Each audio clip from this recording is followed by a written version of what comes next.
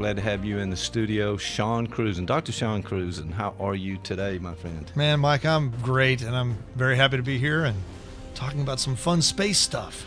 We live in a day today where we are doing astrophysics by collecting gravitational waves, which 150 years ago, there was no concept that those even existed. Exactly.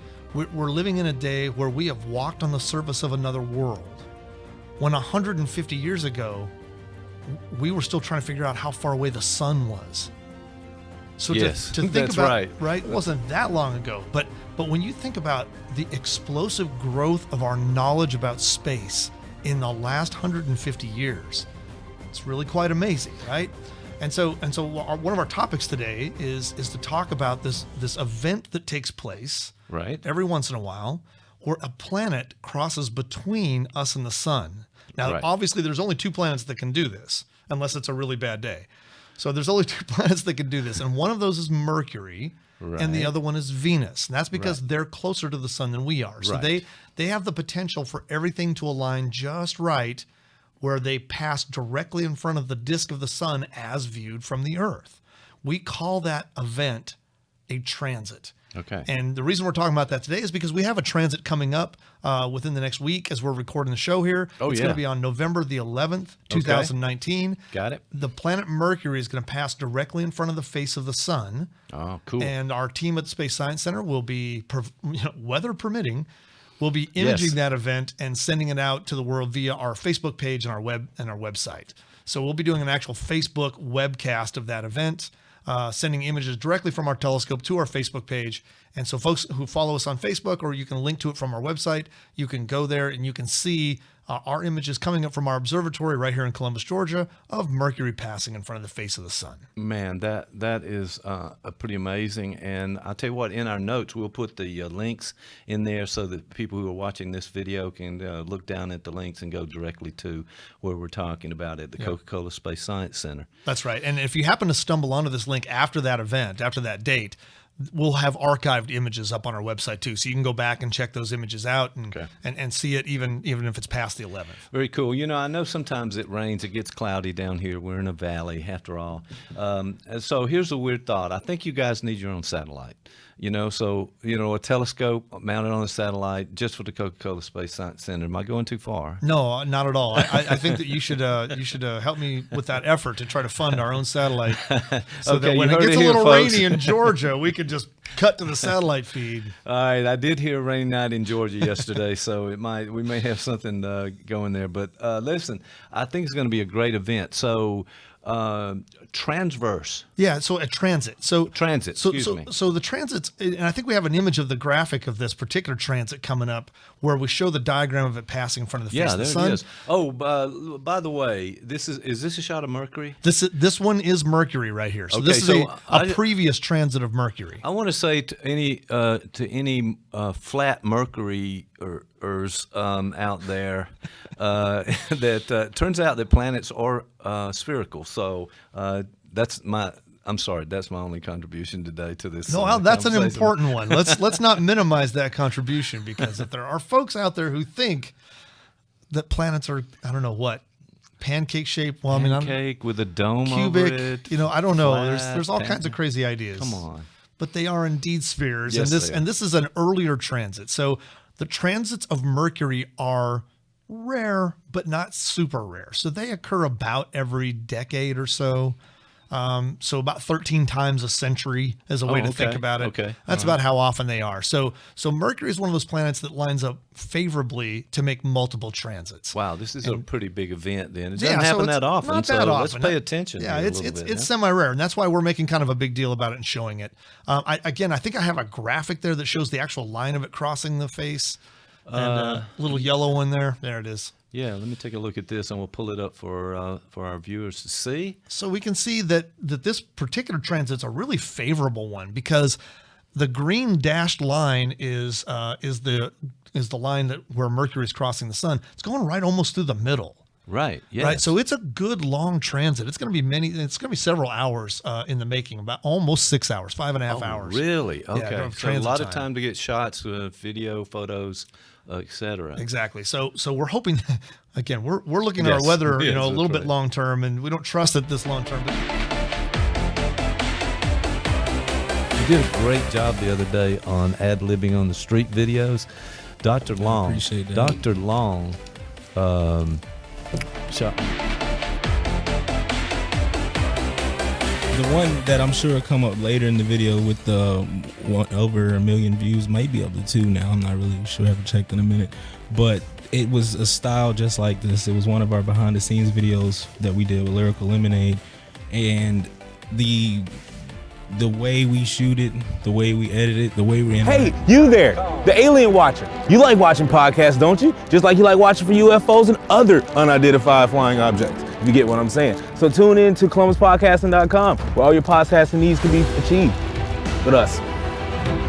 So we're supposed to be doing a podcast commercial, but my business partner is watching the podcast because he likes to keep his mind on the go all the time, even while recording. It's never a bad time to watch a podcast. It's never a bad time to create a podcast. It's never a bad time to know about podcasting. So ColumbusPodcasting.com, all your podcasting needs can be achieved. If you're interested in a podcast, want to be a part of a podcast, or even create your own podcast, come down to the studio on First Avenue and we'll show you how it's done. ColumbusPodcasting.com.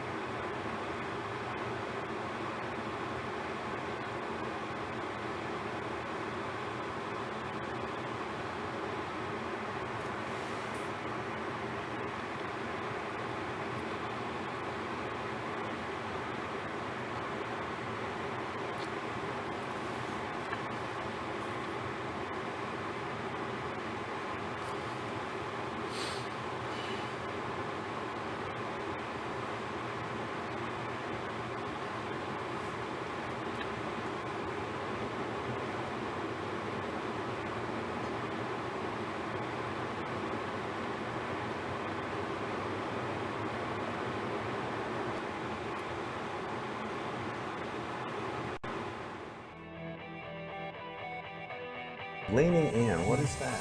So it's a way of sort of allowing yourself to be able to be in the presence of the thing you're feeling. So when you lean in, you cultivate a certain, you're sort of observing and allowing yourself to experience what's happening with you. And you do that with other people. Like, it's often easy to illustrate this, what not leaning in would be. Let's say you're sitting at home, you took the day off, you're laying on the, sitting on the couch in your underwear watching some Andy Griffith. Okay. Or some, The View. I don't know about you, but I'm a big fan of that show. So Okay. you're watching The View, and your It's wife news to me, comes but in, go. and she notices that you have done nothing, but you've been sitting on it. And she comes in and she starts to get angry. She gets angry. She yells at you. Right. Okay. If you begin yelling back, that would be an example of not leaning in. But if Not- you allowed yourself to take a breath and you lean in, you might say, wait a minute, my wife's had a long day. She may have come in and had seen my leisure, my Uber leisure activities may have triggered some things in her. There may be, by leaning in, I can help name exactly what she's experiencing. And I might be able to be present for her in a way that I wasn't before. You can do the same for yourself. If for instance, I woke up this morning not in the best mood. Okay. I wasn't. I was Sorry to hear a that, little actually. cranky. I was Yes, a little well, cranky. it happens you know. to us all. I blame Ivanka Trump. But, Okay. Here we go. but as an aside, this is one of the Yes. things I've been thinking about too. Like, am I wrong? But did one of Trump's sons look like the guy from American Psycho? Is that just me?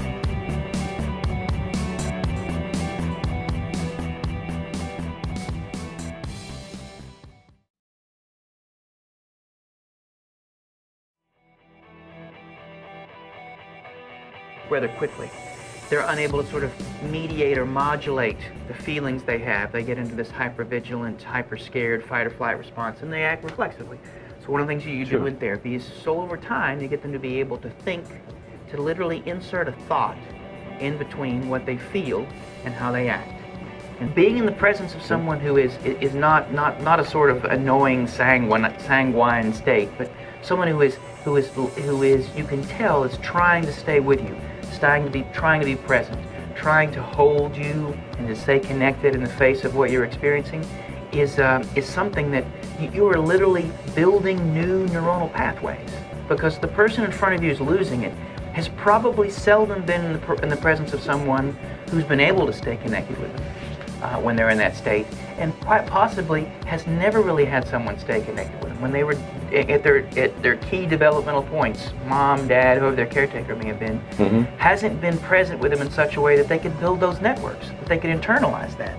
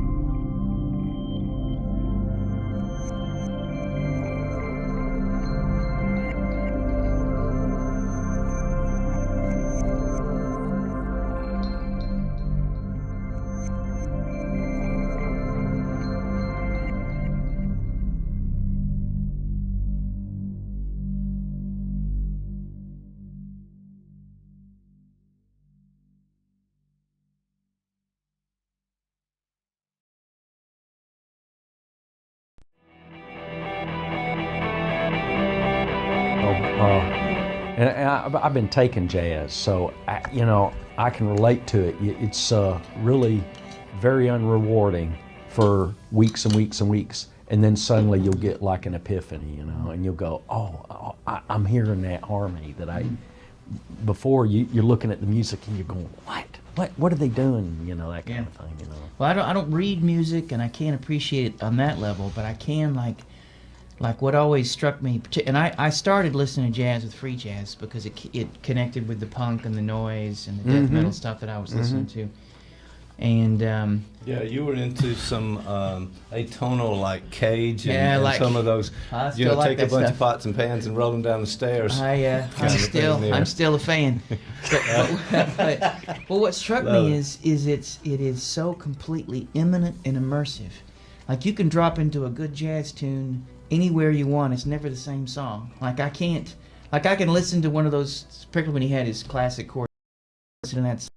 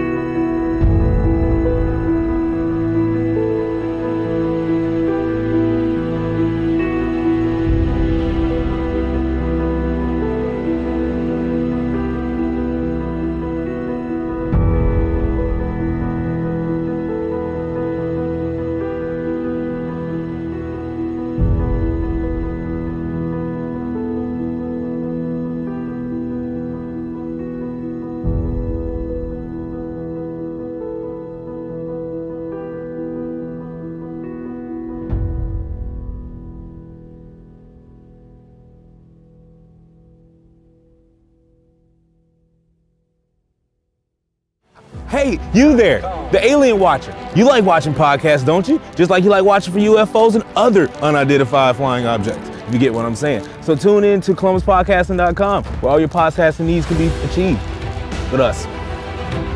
So we're supposed to be doing a podcast commercial, but my business partner is watching the podcast because he likes to keep his mind on the go all the time, even while recording. It's never a bad time to watch a podcast. It's never a bad time to create a podcast.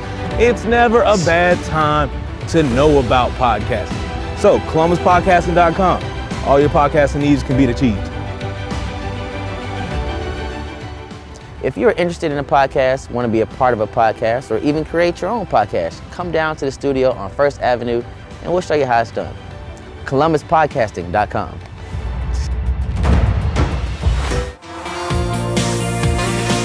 He could survive a hurricane, roped himself to a tree so when the hurricane hit, he could stand it. And it wasn't the winds of the hurricane that got him, it's just the Volvo that was in the wind.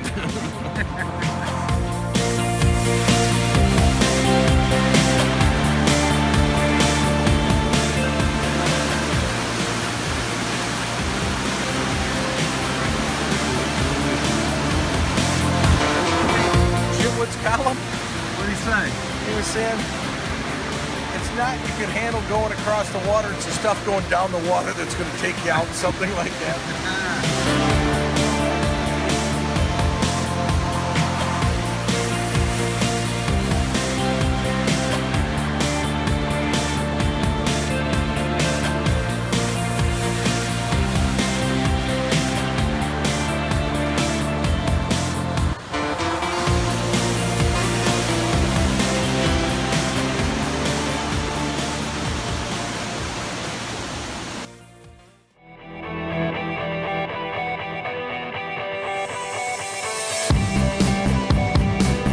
Maybe what we do is we can sort of define the terms, because, you know, I like a definition of trauma that comes from the psychoanalytic literature.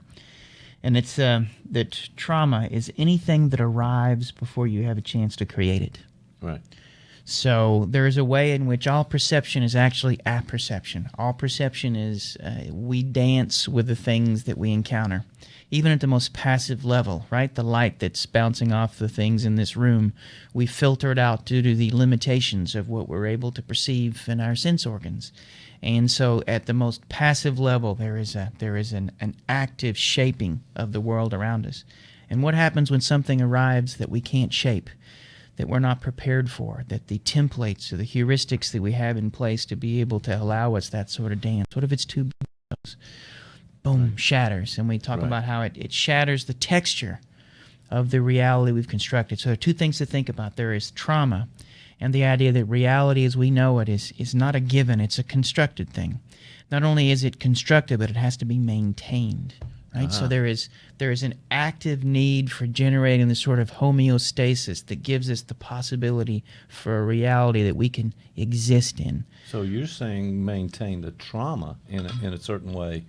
That, you know, when we talk about post-traumatic stress, we talk about these ideas of reoccurring events that trigger the trauma for the person, and it's almost a maintenance. It does kind of continue over time. An individual who is who has undigested trauma, because part of inherent in that definition of trauma is at some point the traumatic things we have to find a way to create. So often something arrives, we can't create it, but later on we have to. And part of what happens in flashbacks, part of what happens in being triggered is there's something that we've yet to be able to dance with in the right way to weave it into the reality that we're in.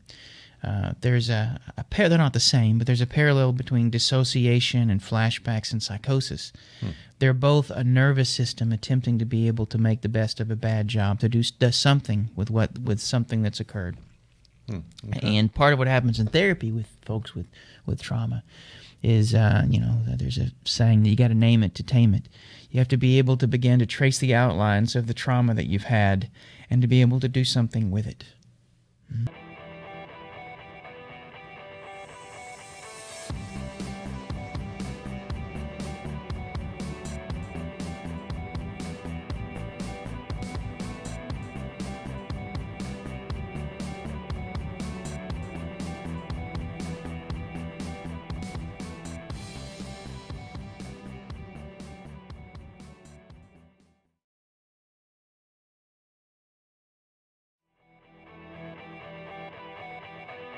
Leaning in, what is that? So it's a way of sort of allowing yourself to be able to be in the presence of the thing you're feeling. So when you lean in, you cultivate a certain, you're sort of observing and allowing yourself to experience what's happening with you. And you do that with other people. Like, it's often easy to illustrate this, what not leaning in would be. Let's say you're sitting at home, you took the day off, you're laying on the, sitting on the couch in your underwear watching some Andy Griffith. Okay. Or some, The View. I don't know about you, but I'm a big fan of that show. So Okay. you're watching The View, and your It's wife news to me, comes but in, go. and she notices that you have done nothing, but you've been sitting on it. And she comes in, and she starts to get angry. She gets angry. She yells at you. Right. Okay. If you begin yelling back, that would be an example of not leaning in. But if Not- you allowed yourself to take a breath, and you lean in, you might say, "Wait a minute, my wife's had a long day. She may have come in and had seen my leisure, my Uber leisure activities may have triggered some things in her. There may be, by leaning in, I can help name exactly what she's experiencing, and I might be able to be present for her in a way that I wasn't before." You can do the same for yourself. If for instance, I woke up this morning not in the best mood. Okay. I wasn't. I was Sorry to hear a that, little actually. cranky. I was Yes, a little well, cranky. it happens you know. to us all. I blame Ivanka Trump. But, Okay. Here we go. but as an aside, this is one of the Yes. things I've been thinking about too. Like, am I wrong? But did one of Trump's sons look like the guy from American Psycho? Is that just me?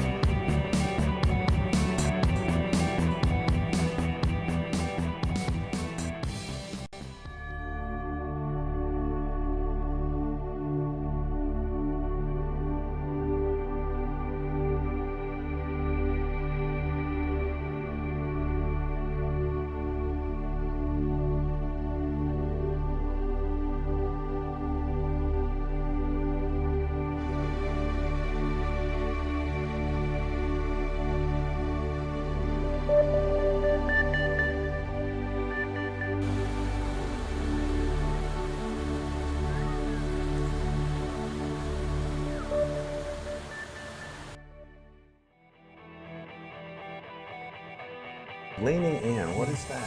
So it's a way of sort of allowing yourself to be able to be in the presence of the thing you're feeling. So when you lean in, you cultivate a certain, you're sort of observing and allowing yourself to experience what's happening with you. And you do that with other people. Like, it's often easy to illustrate this, what not leaning in would be. Let's say you're sitting at home, you took the day off, you're laying on the, sitting on the couch in your underwear watching some Andy Griffith. Okay. Or some, The View. I don't know about you, but I'm a big fan of that show. So Okay. you're watching The View, and your It's wife news to me, comes but in, go. and she notices that you have done nothing, but you've been sitting on it. And she comes in, and she starts to get angry. She gets angry. She yells at you. Right. Okay. If you begin yelling back, that would be an example of not leaning in. But if Not- you allowed yourself to take a breath, and you lean in, you might say, "Wait a minute, my wife's had a long day. She may have come in and had seen my leisure, my Uber leisure activities may have triggered some things in her. There may be, by leaning in, I can help name exactly what she's experiencing, and I might be able to be present for her in a way that I wasn't before." You can do the same for yourself. If for instance, I woke up this morning not in the best mood. Okay. I wasn't. I was Sorry to hear a that, little actually. cranky. I was Yes, a little well, cranky. it happens you know. to us all. I blame Ivanka Trump. But, Okay. Here we go. but as an aside, this is one of Yes. the things I've been thinking about too. Like, am I wrong? But did one of Trump's sons look like the guy from American Psycho? Is that just me?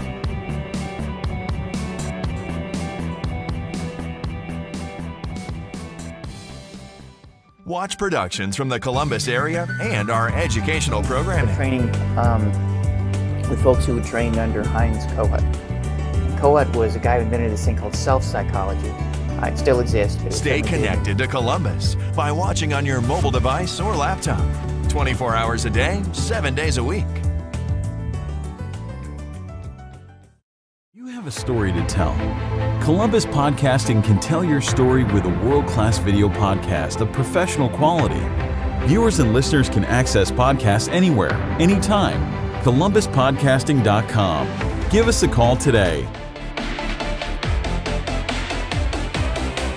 The The one that I'm sure will come up later in the video with the over 1 million views, might be up to 2 now. I'm not really sure. I haven't checked in a minute.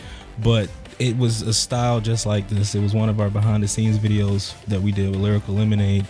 And the way we shoot it, the way we edit it, the way we interact with people, the way we keep the good relationships going is what allowed us to keep things going. Absolutely. I like hearing that too, because I think we can all learn from each other, and that's a nice crew, right? That was a good shot of you guys in that. In there as a group shot. The good thing about this is on TV because this got this guy on there. This guy from England? Well, this Mr. Bean. There you go. You gotta add a little flavor. Okay, all right. Got to make sure people still watching. Yeah. Okay. What makes your peanut butter and jelly sandwich better than somebody else's? So okay. Yeah. Well, the wheel has been invented. There's no doubt about that. Your wheel can go a little faster, slower, bigger, wider. Absolutely. You want to go. It's got to be yours, by the way. Well, that's the important part. You got to be you. You got to stay you. Because a lot of people try to change you. Right. We have 2 short films that were almost on the brink of finishing. Dun. Once we finish those, guys, let's talk about it. I'm telling you, we're going to make an impact in this film community. All right, this is music to my ears right here. You guys can't go too far without telling me more about. You've got this two, is an not exclusive, one, but 2. We got two exclusive TVT exclusive. Yes, sir. A lot of people don't know about it, but like you said, anybody knows any good feature film work, it takes a while. It's a process. You're keeping it under wraps, but yeah, you're right about that. I mean, it does take a long time to get those shots, and particularly if you're shooting a short film, you want it cinematic. You want it to really kind of take the viewer where you want the viewer to go by watching that one scene and cutting to the next and so forth. So, that's very cool. Tell me a little bit more about whatever you can tell me. I'll take. Come on, you got to break a little ice on this thing. Well, without actually telling the plot, a little background story, background just of what we're doing. Well, pretty much we meet a lot of different influential people every day, and we have. I want to say we have custom relationships with each person, and with these relationships, I'm trying to find a way where, I wouldn't quite say like monetize a relationship, but I want to make sure we can use a relationship in a way that works for us, as well. Right. So, while I was doing the short film, I was like, the people I was coming across, I was asking them like, hey, would you mind being a part of this short film? Or, hey, would you mind if your artist be a part of this short film? And they always ask me like, hey, what's the plot? What is it about? And as soon as I tell them, they usually are on board. So pretty much we've met tons of people that say they want to be involved, and even if they have a small role, just those people being in the role just for however long they've been is going to just bring a huge awareness to what we're doing. So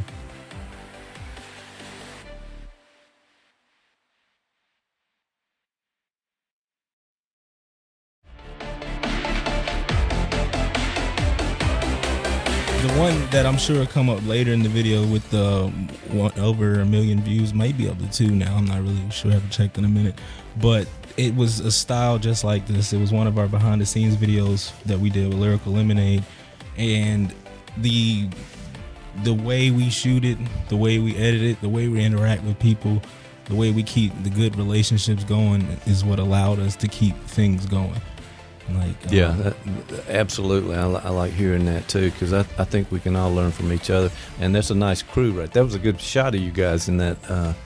In there as a group shot. The good thing about this is on TV because this got this guy on there. This guy from England? Well, this Mr. Bean. There you go. You gotta add a little flavor. Okay, all right. Got to make sure people still watching. Yeah. Okay. What makes your peanut butter and jelly sandwich better than somebody else's? So okay. Yeah. Well, the wheel has been invented. There's no doubt about that. Your wheel can go a little faster, slower, bigger, wider. Absolutely. You want to go. It's got to be yours, by the way. Well, that's the important part. You got to be you. You got to stay you. Because a lot of people try to change you. Right. We have 2 short films that were almost on the brink of finishing. Dun. Once we finish those, guys, let's talk about it. I'm telling you, we're going to make an impact in this film community. All right, this is music to my ears right here. You guys can't go too far without telling me more about. You've got This two, is an not exclusive. one, but two. We got two Exclusive TVT exclusive. Yes, sir. Yes, sir. Yes, sir. A lot of people don't know about it, but like you said, anybody knows any good feature film work, it takes a while. It's a process. You're keeping it under wraps, but yeah, you're right about that. I mean, it does take a long time to get those shots, and particularly if you're shooting a short film, you want it cinematic. You want it to really kind of take the viewer where you want the viewer to go by watching that one scene and cutting to the next and so forth. So, oh, that's very cool. Tell me a little bit more about whatever you can tell me. I'll take. Come on, you got to break a little ice on this thing. Well, without actually telling the plot, a little background story. Well, background just of what we're doing. Well, pretty much we meet a lot of different influential people every day, and we have I want to say we have custom relationships with each person, and with these relationships, I'm trying to find a way where, I wouldn't quite say like monetize a relationship, but I want to make sure we can use a relationship in a way that works for us, as well. Right. So, while I was doing a short film, I was like, the people I was coming across, I was asking them like, hey, would you mind being a part of this short film? Or, hey, would you mind if your artist be a part of this short film? And they always ask me like, hey, what's the plot? What is it about? And as soon as I tell them, they usually are on board. So pretty much we've met tons of people that say they want to be involved, and even if they have a small role, just those people being in the role just for however long they've been is going to just bring a huge awareness to what we're doing. So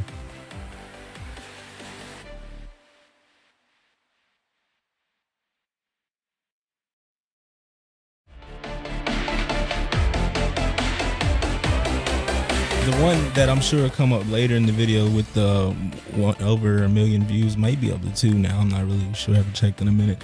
But it was a style just like this. It was one of our behind the scenes videos that we did with Lyrical Lemonade. And the way we shoot it, the way we edit it, the way we interact with people, the way we keep the good relationships going is what allowed us to keep things going. Absolutely. I like hearing that too, because I think we can all learn from each other, and that's a nice crew, right? That was a good shot of you guys in that. In there as a group shot. The good thing about this is on TV, because this got this guy on there. This guy from England? Well, this Mr. Bean. There you go. You gotta add a little flavor. Okay, all right. Got to make sure people still watching. Yeah. Okay. What makes your peanut butter and jelly sandwich better than somebody else's? So okay. It's like, yeah. Well, the wheel has been invented. There's no doubt about that. Your wheel can go a little faster, slower, bigger, wider. Absolutely. You want to go. Got to be yours, by the way. Well, that's the important part. You got to be you. You got to stay you. Because a lot of people try to change you. Right. We have 2 short films that were almost on the brink of finishing. Dun. Once we finish those, guys, let's talk about I'm telling you, we're going to make an impact in this film community. All right, this is music to my ears right here. You guys can't go too far without telling me more about. You've got this two, is an not exclusive, one, but 2. We got two exclusive TVT exclusive. Yes, sir. A lot of people don't know about it, but like you said, anybody knows any good feature film work, it takes a while. It's a process. You're keeping it under wraps, but yeah, you're right about that. I mean, it does take a long time to get those shots, and particularly if you're shooting a short film, you want it cinematic. You want it to really kind of take the viewer where you want the viewer to go by watching that one scene and cutting to the next and so forth. So, oh, that's very cool. Tell me a little bit more about whatever you can tell me. I'll take. Come on, you got to break a little ice on this thing. Well, without actually telling the plot, a little background story. Well, background just of what we're doing. Well, pretty much we meet a lot of different influential people every day, and we have. I want to say we have custom relationships with each person, and with these relationships, I'm trying to find a way where, I wouldn't quite say like monetize a relationship, but I want to make sure we can use a relationship in a way that works for us, as well. Right. So, while I was doing a short film, I was like, the people I was coming across, I was asking them like, hey, would you mind being a part of this short film? Or, hey, would you mind if your artist be a part of this short film? And they always ask me like, hey, what's the plot? What is it about? And as soon as I tell them, they usually are on board. So pretty much we've met tons of people that say they want to be involved, and even if they have a small role, just those people being in the role just for however long they've been, it's going to just bring a huge awareness to what we're doing. So.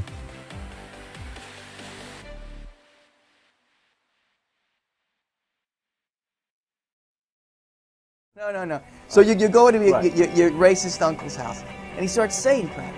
Your capacity to be able to monitor your own experience and such that you can take that breath, it gives you the possibility of being able to lean in. So there is impact, the breath, and then leaning in. And you train that with therapists as well. And to be able to also give yourself, there are moments when you don't do that. You fall prey to the events that hit you. But, you know.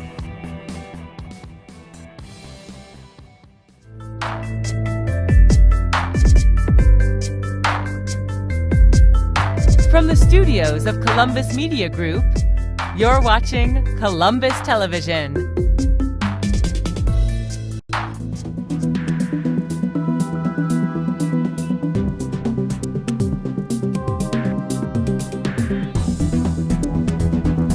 And, well, here's how it happened, ladies and gentlemen. So I'm going out to my truck out the front door here at 1214 First Avenue to pick up a book that Dr. Hackett and I are going to do a Talk with Mike and Tom podcast coming up pretty soon. And happened to run into two of my favorite people walking down the street. I think I scared them just a little bit. Did I not scare you? You scared me. Okay, I didn't mean to. I did. That door well, you know opened. What happened? You didn't scare me. I think I did. I think you startled my very skittish significant other. And okay, then let's get a close up of him over there being skittish. All right, perfect. Yeah. That's how it looks. Don't say boo. And then he jumped. He lunged. Let me just use a better word. He lunged. He lunged. He did. Yeah. And then he startled me. And so then. Well, it all happened when I opened the door. So That's right. Yes. I want to apologize for my opening of the door. I think was trying to get out of the building. What did it. I do wrong? I don't know. And absolutely, there is no crime that's been committed here. Okay, I want to make sure. Is that true? Now, true statement. You have a background. You tell us a little bit about your background because you may know more about true crime than any of us. What do you think? Maybe a little bit. I've never dabbled in criminal law. Okay. But I do have a background in law. I have a Juris Doctorate. So. Okay, so you're working as an attorney, so you've probably seen some things around. Now you do have interest, and so maybe one of your interests is true crimes. Is that true? Yeah, I do. You know, investigative reporting, true crime, and it's not something I've ever really talked about. I just happened to mention to my current that I like to listen to certain podcasts, but you know, that's current right there. Thank you for pointing. Yes, good.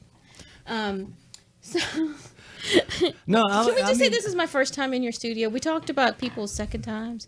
It's my first time here. Well, listen, I'm really enjoying this. First of all, welcome. You are always welcome here at the studio, and we have a lot of good folks coming in, good people, good podcasts is what we say on our advertising. So I was telling you guys a story about when Dr. Hackett and the film crew, we went out on the streets of Broadway, and we were asking people to be a part of our promotional video about podcast here. And you can find us at columbuspodcasting.com.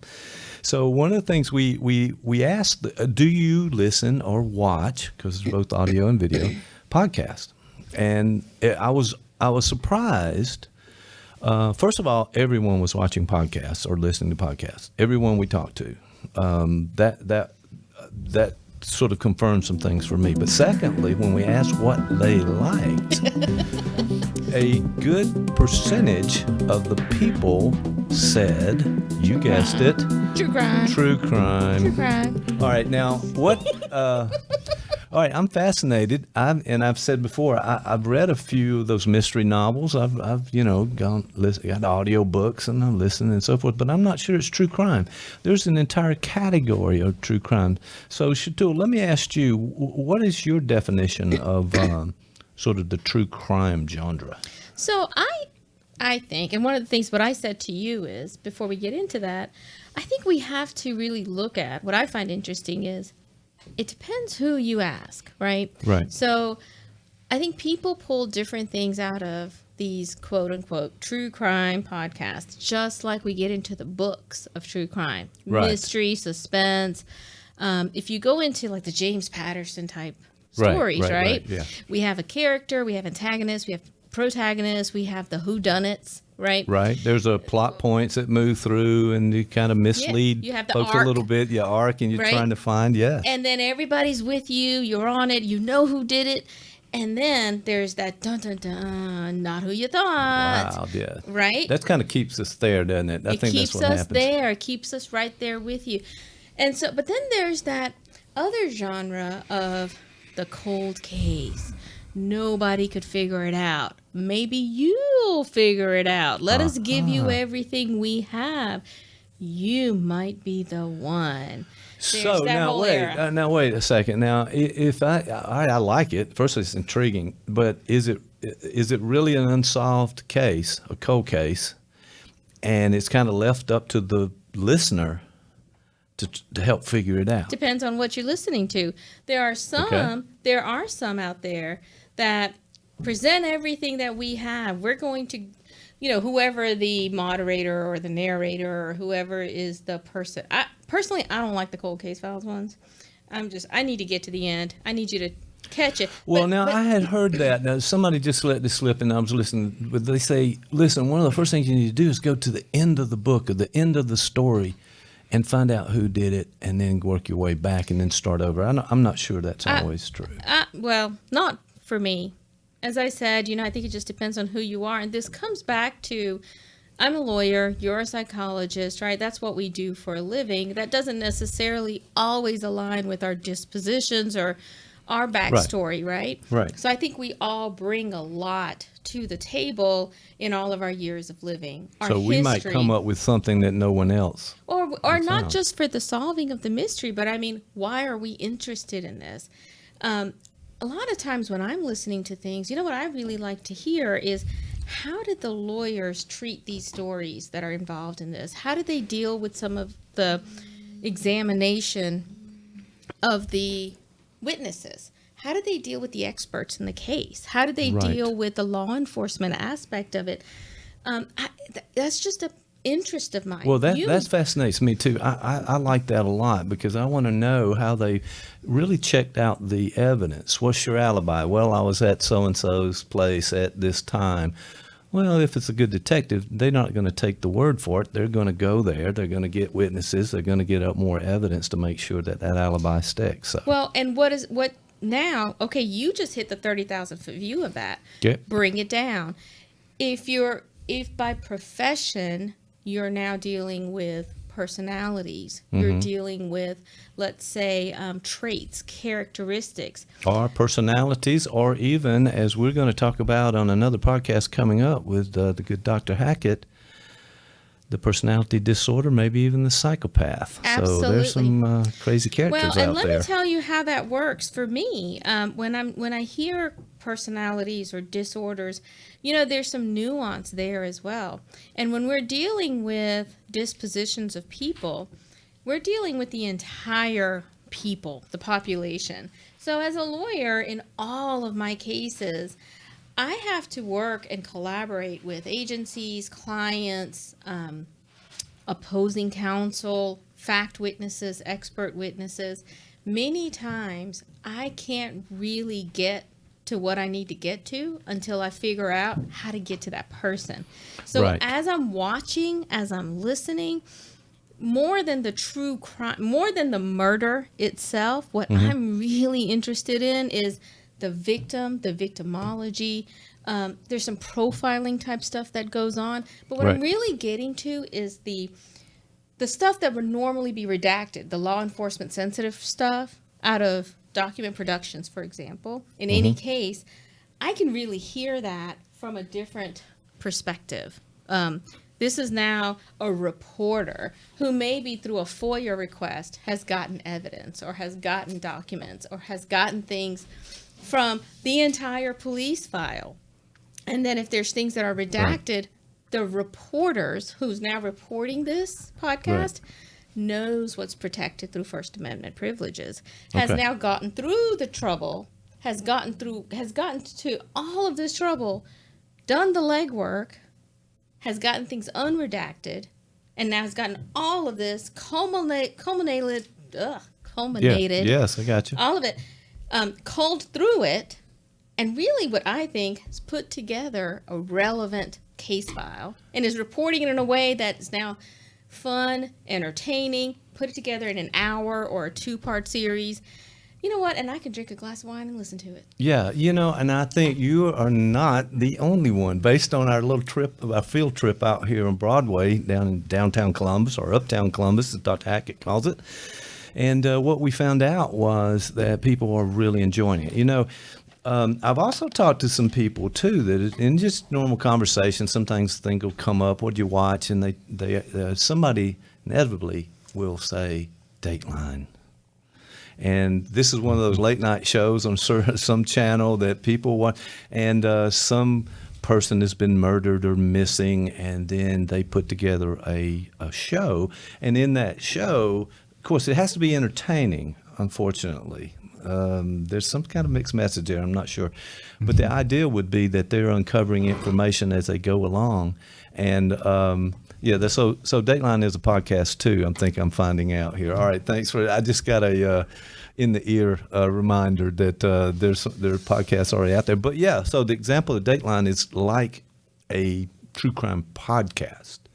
And so the unraveling of the information, the tracking down, and you kind of hear someone, do you believe them with what they're saying? Wait a minute, maybe some evidence that says, no, he wasn't at that point, or it didn't say that, or it didn't happen. So somebody's lying. We got to figure that out. Those kind of things, I think, attract us all. Mm-hmm. We want to solve the mystery. We need to solve the mystery. And you almost feel like you're in that seat where you can now yourself discern what's believable, not believable. And then you know what? You wrap it up. It's an hour. You go away. Yeah, I gotta admit that, the psychology of this is that we dabble just enough, and we probably go up to the point, and Dan Rose talks about this somewhere, where we go up to the fear and the anxiety level that it doesn't cause us so much distress, but it invigorates us a little bit. It adds that energy to it, and then we're out, and there are no real consequences to us. And this is the difference between the cold case files, and where there's no end, right, versus the closed. There's a verdict. Right. A resolution is what you're talking about there's then? A resolution. Yeah, and I'm glad you said that, because I really think that for a lot of this, I get disappointed when someone says, well, we'll never know. Right. And I go, no, we need to know. I need to know what happened to this guy or that, and so that doesn't quite, I'm a little resentful of the fact that you left it to me. Okay, great, you left it to me. This is the way I'll decide. But the fact of the matter is, somebody committed that crime. There's enough evidence. They go through the jury. They get convicted.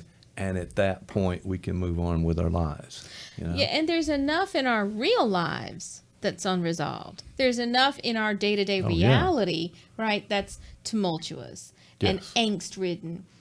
That's not why we go to entertainment. That's somebody else's life. Resolve it for us. That's right. So it doesn't cross that boundary into our own lives. Although we have a lot of things going on, all of us do, trying to figure out how to do the best we can. We don't necessarily need all that angst and worry and concern and fear and other kinds of things. I think, though, that we just have this built in some ways. We want to see something wrapped up and solved, when sometimes you're right, cold case, it never gets solved. It's still there. That's why they call it cold. Mm-hmm. And they'll come back to it.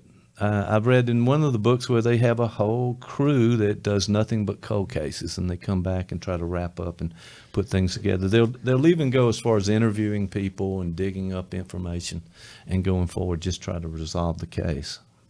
Another thing that comes to mind that a lot of people are interested in along these same lines is stories from things like the Innocence Project, where there's people on death row. I don't know if you all have heard of it, right? Where they've been either wrongfully convicted or have been there on death row for a long time. And then there's lawyers who devote so much time and energy where they pick one case among thousands. Right. And where they truly believe in this. And with the advent of DNA, being able to prove or disprove someone's guilt or innocence, they've been able to really put so much energy into appeal after appeal after appeal, and then people after 20, 30 years get proven innocent. And finally get released from prison. But then what happens, right? That's not always the end of the story. And there's a lot of people who are interested in that. I mean, not necessarily me, but then there's the aspect of people with disabilities, who are kind of on that line with intellectual disabilities, who may have been sentenced to death row. Right, because there are probably a lot of reasons. One, they couldn't afford, high-powered attorney and doing that. In some cases, they probably maybe couldn't really present like they're innocent. Maybe their disability money, sort of help people convict them just by that disability. There could be a number of things that happen, but I'm also wondering about this psychological piece of it, where we'll talk later about psychopaths, but the idea that you just don't have any empathy and you're getting over on people and that's not a problem for you, and you continue to cause problems and crimes and do what you need to do. Well, and then there's that notion related to that, what we were just talking about, the false confessions. There's a technique called the Reid technique that's been now disproven, but a lot of false confessions come into that era. And that's a whole nother genre I think you guys could probably delve into another day. It would be very interesting, not necessarily true crime, but this is when we get into FBI folks, right? And these techniques. The guy who the Reid technique is named after has himself said, do not use this technique. It's no good. We get a lot of false confessions with this. And it just goes down this other road. I would love to hear y'all's take on it one day. That's kind of interesting. I'm not familiar with that, but the idea that you get enough pressure or you're in the right setting that you get somebody to confess based on some weakness or some issue that they have, and you kind of push that and they confess, and then the cops raise their hand and we're done. We got it. There we go. Anyway, I would love to see you guys look into that. I would love to hear your take on it, would be and good. just do a whole thing on that. Well, I'm just glad you guys showed up in the studio, or actually on the street, and I drug you in, if the truth be known. But the idea of true crime as a podcast here, we've developed a number of podcasts. On Tuesday, we had the Vault TV crowd in here. Those guys are in the hip hop community, and they're doing some cool things. We just got their podcast finished. We got Dr. Sean Cruzen, the Coca-Cola Space Science Center director, talking about coming up, by the way, and I hate to put a timestamp on this, but November 11th, which is next week as we record this, there's a transit of Mercury. So Mercury's going across the sun. They're going to track that, and he talked about that for a while. The Got Therapy podcast, and here we go with talk with Mike and Tom, who's our executive producer today. Dr. Hackett, good to have you in the studio. And I think we're doing a lot, but I think we're going to continue to do things around what people are listening to, because we are Columbus Podcasting. That's what we do. We want to invite people in. We want people to come by and start and get involved with us. Talk about the things they want to, because after all, podcasting is just a conversation. It's about things of interest between us. So I'd love to see Columbus Podcasting put on a true crime podcast. So if anyone's out listening, or you know of anyone in the sound of my voice that are interested in the true crime podcast, get in touch with us here at Columbus Podcasting. We'll get something going for you, and keep that maybe a regular series about true crime.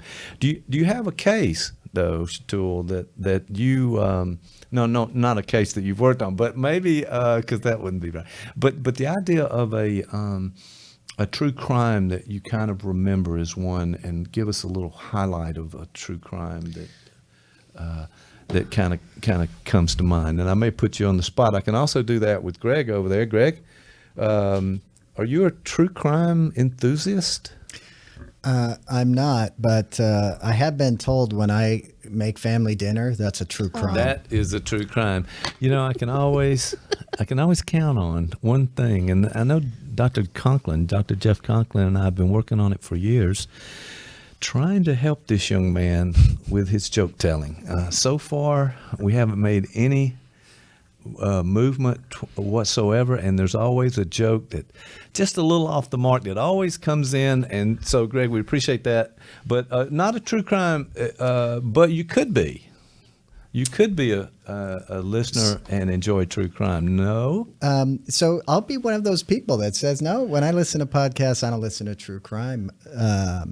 What do I listen to? That's here we go. I think I listen to just a smattering of things, just for all over. I'm all over the map. I don't really have a. Maybe I'm not developed enough to. Well, no, I think what you're describing is something, and I'd certainly identify with that because I'm listening across the board to these podcasts. Uh-huh. So there are the national ones. There's just ones that are sort of localized to a particular interest of mine.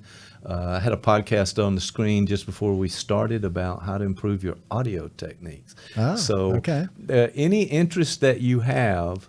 And Dr. Hackett said this too. Any interest, there's something for you out there in the podcast world. And as a matter of fact, we go even further, and we're on YouTube at Columbus Television, so look that up.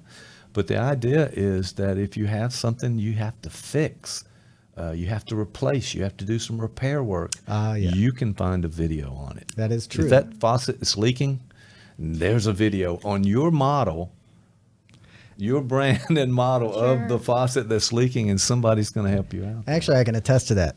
This last Sunday, I was watching the video on the bathroom Moan faucet that leaks. Yes. So just to make sure before I threw that out randomly, but I'm not kidding you. I Sunday. absolutely threw it randomly, but that happened, and it's very true in so many cases. So we're trying to get the videos out and get people in the conversation about it. But I know other people will just use that to kind of zero in on something they need information about. Is on-demand learning. And then what happens is that with the podcast, it's more the entertainment. I'm curious about what people think about certain topics, what people are really, what their background, how it comes out, and personalities, and just interested in human behavior in general with a couple, 3, 4 degrees and interest in these things a little bit. But it's fascinating that podcasts are coming on real strong. So we're going to try a true crime podcast. So what you two have done today is really bring us to realizing that with your interest, Shatul, not so much your husband, but with the true crime genre, that we need to know more about it and see if we can get right here in Columbus, Georgia, a true crime podcast. What do you think? I think that would be fantastic. I think that I can't give you a story of a case that I really, really liked. I can tell you this, though. I think that something you could do immediately that I think would pique a lot of people is what you're talking about doing right now. Start digging into these personality disorders, and I'll tell you why. When I'm getting my hair did, when I'm out in public talking to people, you know what I hear a lot about? Everybody has taken a Psychology 101 class that's ever gone to college, even for a little bit. Right? And everybody knows somebody that's got some sort of a personality disorder. Oh, and it's never them, by the way. If you may ever notice, it's always somebody else. It's everybody knows somebody that is a blank. Fill it in. Yes. And what if you started doing something like that? I think that's where you're really delving into the beginnings of what we're calling true crime. Because in all of these real life stories, there truly is somebody, diagnosed or undiagnosed, but there is truly somebody with a massive personality disorder or some sort of a mental illness that's untreated that's really dealing with this. Many of these deal with either suicides or apparent suicides that end up not being suicide, and that's the dum kind of moment, you know, when all the family is really finding stuff out about people. Well, and people think they know other people much better than they do. Yeah. So they attribute things to other people. We call it projection. You kind of project something in you onto another person. But the idea of this attribution that we give some others this bad stuff that we're not able to sort of manage in ourselves. But the Cougar-Dunning effect is one of the videos that we talked about. We did that. To hear that. Well, we did a video on Got Therapy with Dan Rose on iTunes, on YouTube. And what we were talking about is that we rate ourselves much better on average across the board on everything, driving, whatever you can find, but not so much on everybody else. Yeah. You know, look at all those bad drivers out there. Oh, but not me. Not right? me. So there's a lot of that working. Yeah. But I hear what you're saying in the notion of personality, the personality quirks, but not only that they trend toward something more dangerous or something more antisocial, and in the personality disorders like the psychopaths and the antisocial personalities and those guys that really commit horrible crimes. Well, not just, but what we're seeing though is that there's also a continuum. There's a range where people trend toward some of these very dangerous sort of behaviors and attributes, and they'll make your life miserable. Well, that's because they're those- out to yeah. do something for themselves, and they can't regulate that in many ways. No, and you know what though? Truly, it's not so much these psychopaths that you see committing the more insidious crimes. You know, the psychopaths, you see them, you deal with them, or you don't. But it's not so. It's more of these latent narcissists that you see often that are making people's lives hell. That's what I think is the train wreck that you see. 90% of the population that are just, they can't turn their head away. It's like, oh my God, that sounds like, you know, so-and-so that I know. Right. It's We all can identify. It's the Yeah, that's it. identification that I think it's that, almost that voyeurism that's out there. If you're really looking for that immediate audience, you know, it's almost like you've got it at your fingertips between the two of you. Right. You can be talking about it. That's it. Well, I appreciate that, and the idea that. Yeah, don't we all need to be? And I've been trying to wave this flag, and Dr. Hackett and I talked about it on Talk with Mike and Tom podcast. That we got to show some more empathy. We've got to look at it from the other person's point of view. We've got to take inventory on ourselves. Let's try to be a little more gracious. Let's try to be a little more kind. Let's try to connect with other people, give people the benefit of the doubt. Okay, do that. That's by a the nice way. day podcast. Do that. That's right. Keep that one. But then we've got the other folks who are sort of pushing our buttons, and people know. And with the lack of conscience, no conscience, the lack of the ability to empathize and see it from the person's point of view, the psychopath, which we're going to talk about coming up on this podcast, is really something we should all know. We should know about it, because you may come in contact with that person, and what do you do? Because they may take advantage of you. Cut by the way, ties, yeah. cut and run. There we go. All right. Well, let's thank you so much, Atul, for coming in. Greg, thank you That's guys been so for much being fun. here. Thank you. Hey, man, this is an awesome place, by the way. I've never seen it. It's my first time on a microphone. I can hear myself so crisp. All right, there we go. That's so cool. well, It's very professional. it's It is. been great having you guys in here today. I want to thank also Dr. Hackett, our executive producer, making this thing work behind the scenes. Thank you. And listen, you guys come back. I need to see you both again in the studio. And until then, we'll see you next time. Thank you very Thank much. you.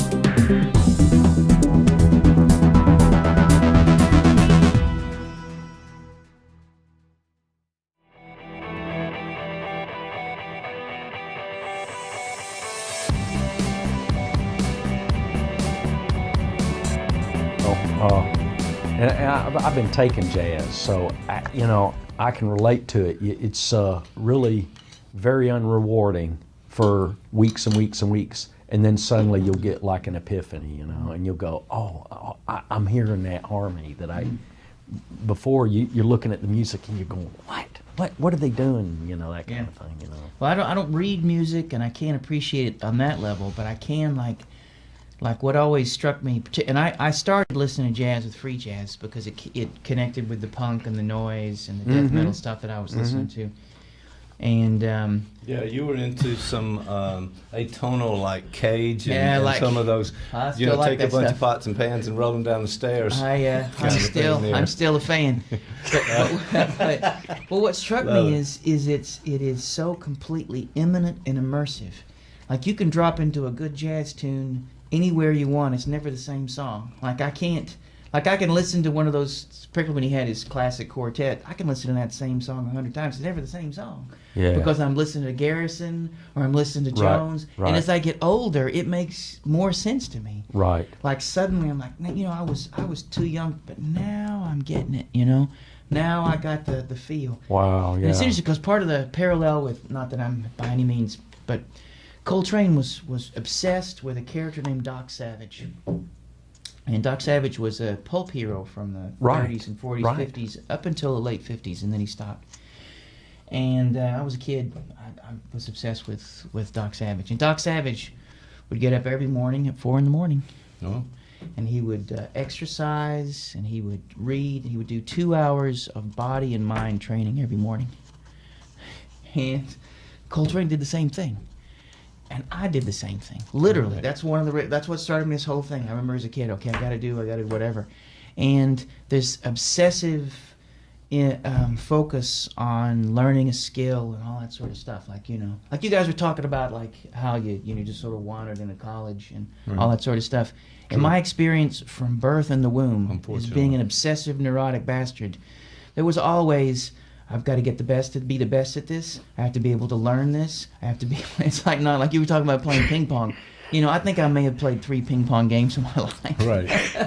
And if I played ping pong. But if it was online. And if I played ping pong, I would play 750 hours a week of ping pong until I could be. So you could be really great at it. That's all I could do. Like when I started playing disc golf, like literally there's a towel in my office and I practice every day for hours on my form. That's what I do.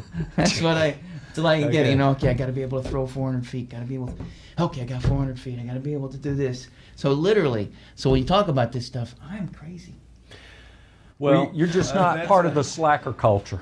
Well, I think it's a that's form. right. I think it's a form of slacker because it keeps me away from maybe some other things. You know. Yeah. There's a thing there You that got the depth.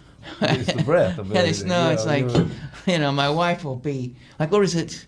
Well, the first time we hung out, and my wife regrets saying this. She'll try to take it back, but she goes, you know, I wish you drank, because you know we could just be sitting there enjoying this, but I can tell. Like we were at Here we go. Jarfly. She's sitting there, she's got a drink, and she's just hanging out. And she goes, you look so intense, and I'm like, yeah, because I've been reading up on this some existential constructs, and I'm thinking about how to be able. You know, but she's having a drink. She's like, dial it back, bro. And I'm like, you The know, game's on, the music's playing, whatever it is. It's like, I'm like, wow. You know? Like even like when somebody posted on, I'm a huge fan of this band called Wire. They're one of the first art punk bands from the '70s, and I'm obsessed with them, like everything. So somebody posted online 3 weeks ago their favorite post 2000 Wire songs because they reformed and they've been, and so for the last 3 weeks I've been rehearsing in my mind with those 10. And I keep going over, and I can't be that one. So I go home, and if I have any time like this morning, when I go home at some point today, I'm going to listen to a couple of hours of Wire. I'm going to go through there. You know, that's a good one, but I don't know. But in a couple of weeks, I'm going to have my list. All right. So one of the things I know about that type of issue is there's no end. There's actually no goal that you reach and go, aha, whew, man, made it. No, it's the next thing that starts before the last one ends. So it's an ongoing chain, and I'm just adding that thought to the conversation. Oh, I have a friend of mine. We went to school together, and she's a psychologist too. And she would say, I walk into a bookstore and I feel so overwhelmed that I'll never read those books. Right. And it really struck me because I walk into a bookstore and say, oh, thank God I'll never finish this. Because what would I do if I did? You know, That's it. That's why, the kind of you know, when I discovered Soulseek and I could steal any album, and you name the most obscure album ever made, and somebody on Soulseek has it because they're all obsessive bastards. And it's like I found the ocean. I'm like, man, I will never drink this. It will always be present for me in some form or fashion. And so, Well, about now, passion. okay?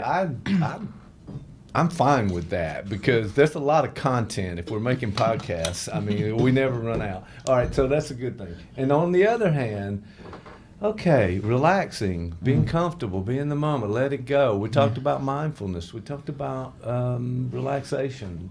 Just got kind of get off the grid, get to a place where you're comfortable, and this moment is great. Yeah, well there's a concept of a lived moment. And again, I'm going to obsess over the lived moment. I'm going to think about it from every, by the way, the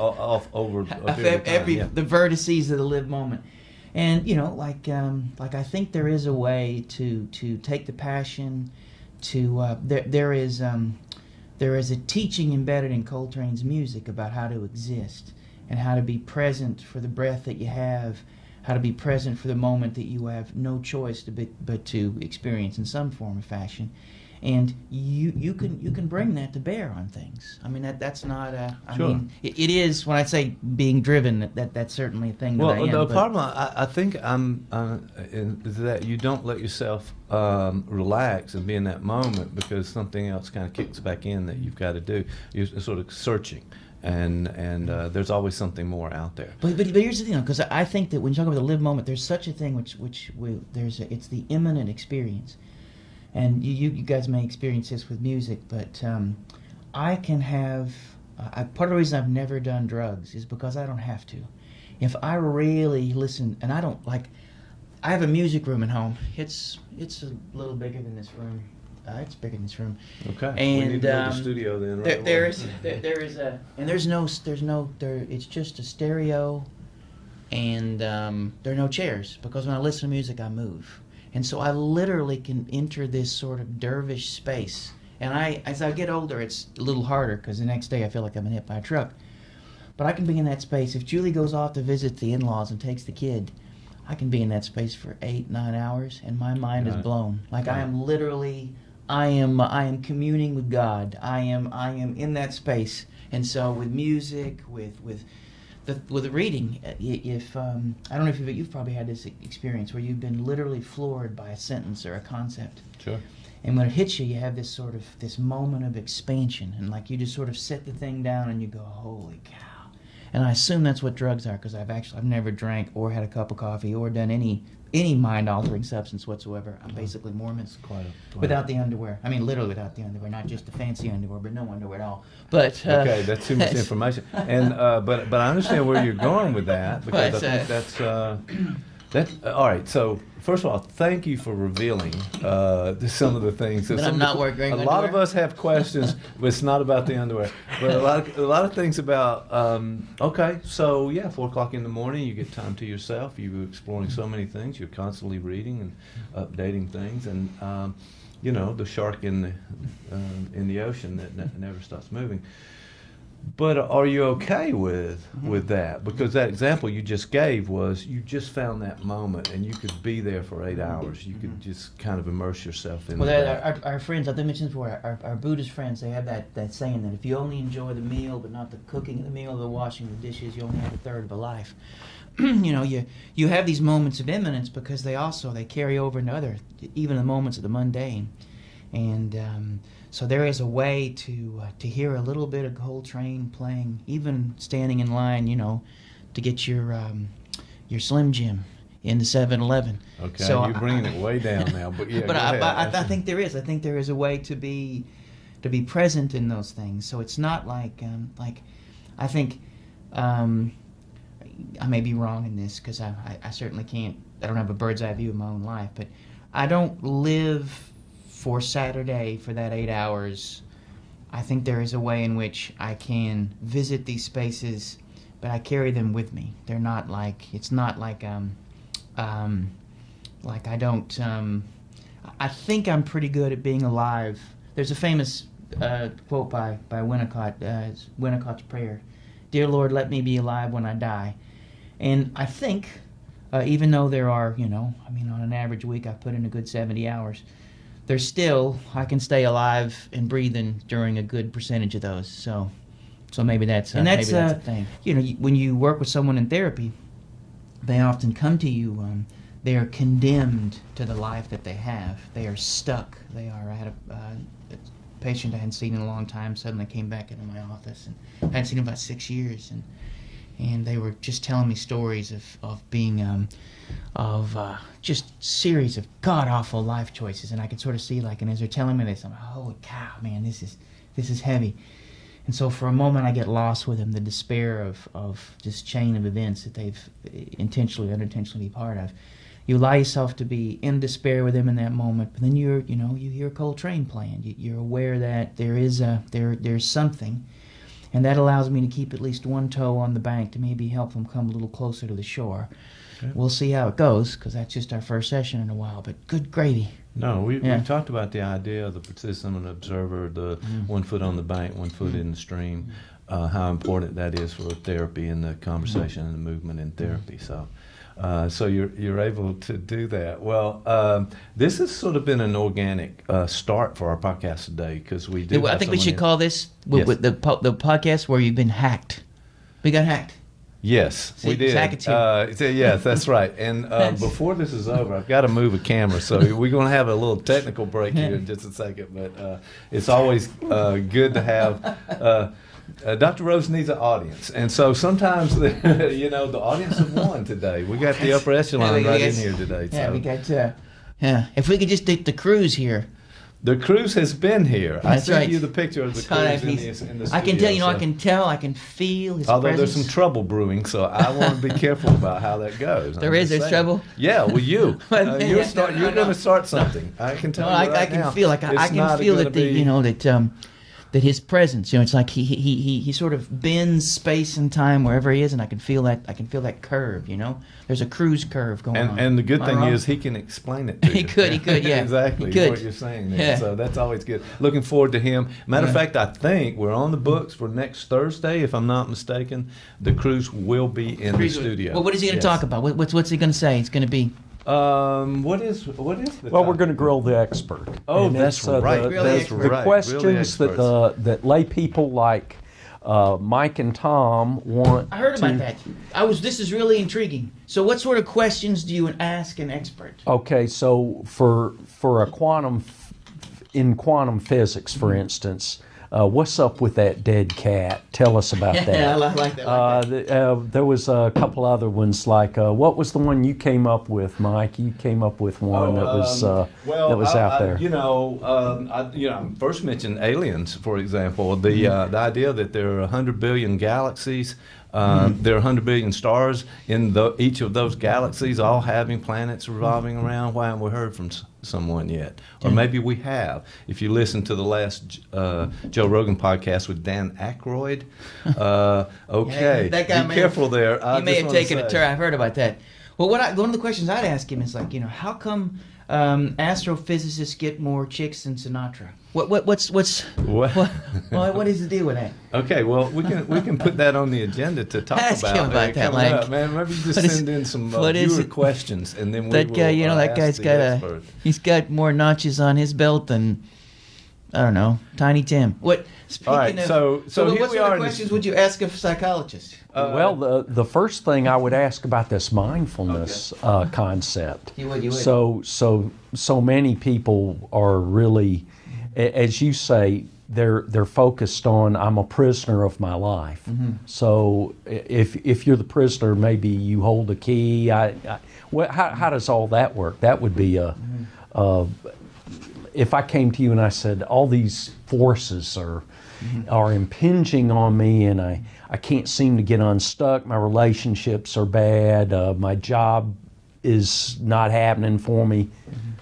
Help me, Mr. Wizard. That's a tough one, man. And I'd say retire. Hey, and retarement's awesome, by the way, bro. It's about retirement. All good. Maybe something to work for. Maybe I'll make it. On the other hand, you, my friend, retired doesn't seem to fit. I'm just going to say, given what we've just learned about you, I might. Yeah, it's not. That's a fixed point in time. We're not moving toward that. It's going to be a progress. What's funny? One of my mentors, he just retired. He was one of the first psychoanalysts I knew in my program, and he's 91. All right, there you go. And I think he had a private practice and was teaching up until the age of 90.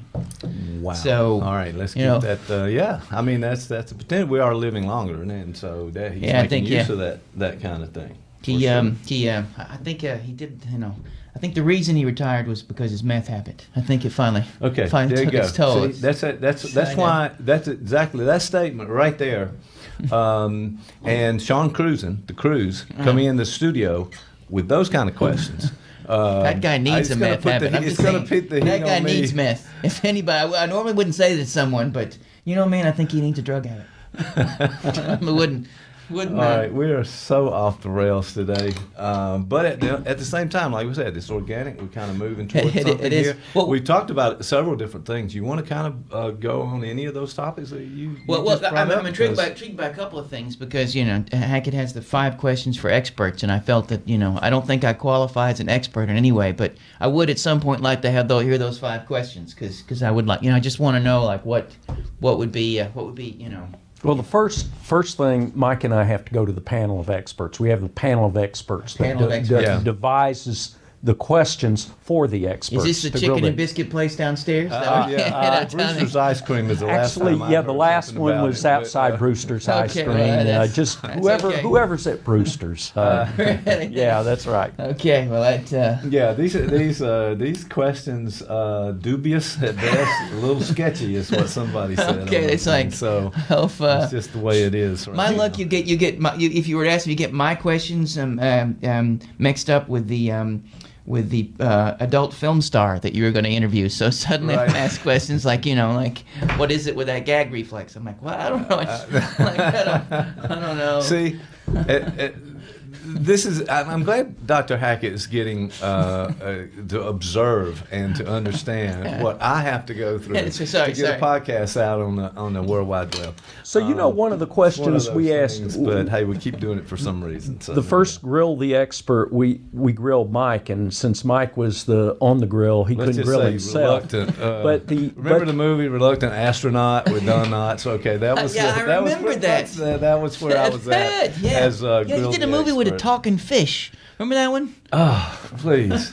But one of the worst. But still, we like Don Knotts. The questions we did, or that the panel of experts came up with for Mike, revolved around the idea that, okay, we're in a new millennium. What are the mental health issues in this millennium that may be different from previous times? And then second, we went to the idea of, okay, so what are strategies for dealing with those issues? So that's the kind of thing we came up with, but we had very specific questions, you know. Well, see, we talked about that, the idea that the Gutenberg mind versus the digital mind. Yes. And that matter of fact, I pull some of the stuff we talked about from that. You see, that's why these things kind of help and come together sometimes. Because the idea that like when my son, just an example, it's like my son is he plays League of Legends.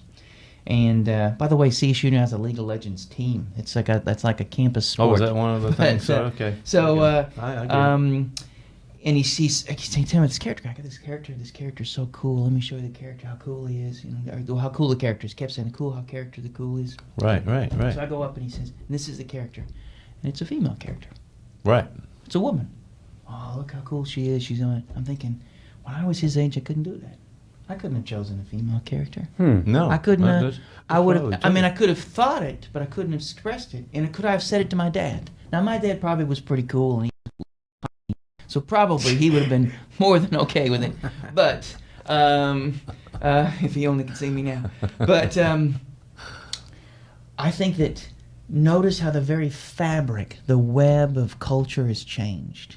So you know that there has been a movement, and my mind is different than his. It already is. Like he has, he is a digital native. He has a digital mind. He can think. When he's trying to teach me how to play one of the games, like the keyboard to him is a different thing. To me, it is simply a word processing and so you can literally see the shift and the change. And since I do a lot of work with adolescents in my private practice, you know, they force me to move out of my Gutenberg, you know, book sort of way of thinking about things and you can often tell the difference between other therapists. Like if you're gonna work with folks within, I work with a lot of college students too. You're forced to be able to think but I still will not have the mind that he does. So when you talk about what are the mental health issues we have to face, one thing is you can't go back. We can't. When and again, not to get political, but our current president kept saying, "Let's make America great again." And I think part of what drove the folks who voted for him is the sheer terror of realizing that, first off, there never was the America you want to go back to. It's what we call après-coup in psychoanalytic thought. It's retroactive reconstruction. No lost certainties can be found. But by the sheer terror of the fact that we have been replaced, and we are slowly but surely being replaced. I will not be able to compete in the world that my son is being formed for, and that's a scary thing, no? I think so. And we talked about some of this with our podcast with Tom about the coping skills and the way to sort of take a break from all of the chaos that is going on. And so, these basic counseling skills as well, where you have some empathy, you develop the ability to see it from another person's point of view, but also you're authentic. You're trying to be who you are, and I think that's the way we led off this conversation today. So it seems to permeate a lot of things that we talk about, and I'm down with that. But I think and you mentioned too, Dan, just to say that this is a progressive thing. It's what's before, it's during, it's after. It's a chain of events to be truly aware and in the moment, as we talked about so many times. And think about what you said there with the in the moment. You mentioned the mindfulness. I think at its core, and there's a philosopher named, I've mentioned him before, Slavoj Žižek. Žižek.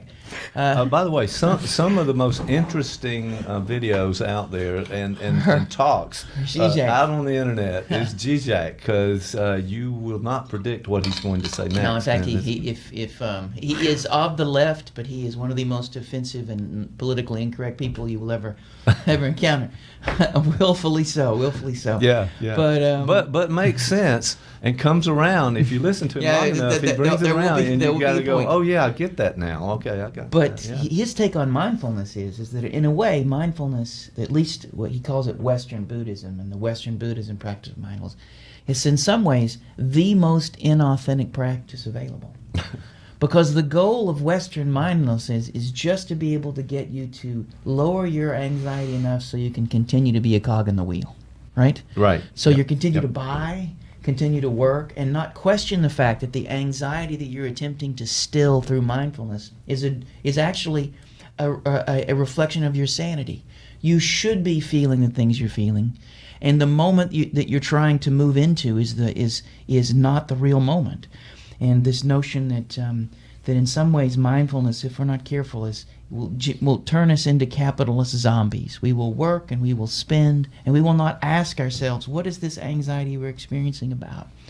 Some of the things, I mean, there's a part of it too that we buy into, that we accepted as a result of being in this society, and we are a cog in the wheel, although we like to demonstrate our independence and our individuality.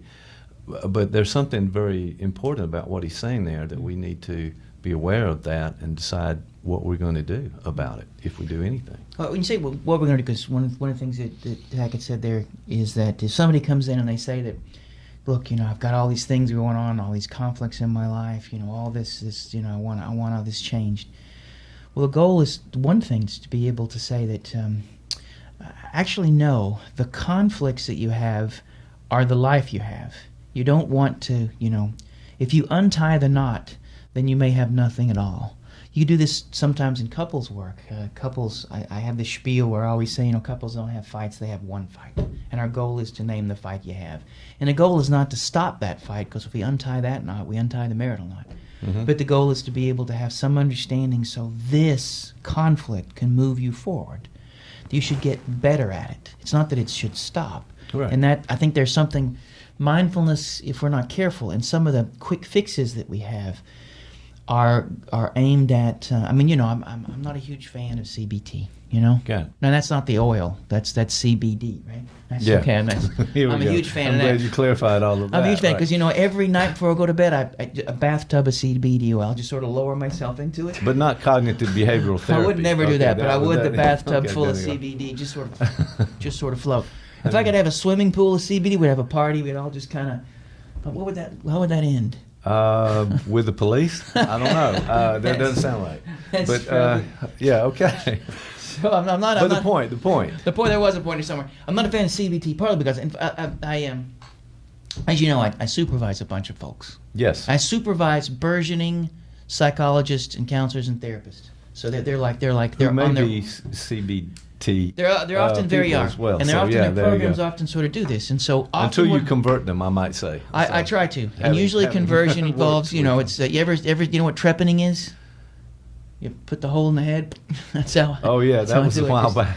So, yeah, Okay. we had the Bet we don't ancient do that Mayans anymore. used to do a lot of that trepanning sort of thing. Okay. It's not but Yeah. so they come in and they'll often and I'll see this where you know like and I'll watch a video of one of their tapes here. Right. I'll often see an instance where I don't know about you, Yep, here we go. but there's this famous saying by one of my men Wilfred Bion. I've talked about him before too. I bet we have. We have, and he says, anytime two people meet, an emotional storm is created. So his basis is that even among friends, there is always a disturbance in your internal world the minute someone comes close enough to you for it to be considered an encounter, like the way the moon affects the tides, right? So there's always this emotional storm. And we have a reflexive, automatic way of being able to navigate this. You know, the Earth doesn't have to think the moon's already there.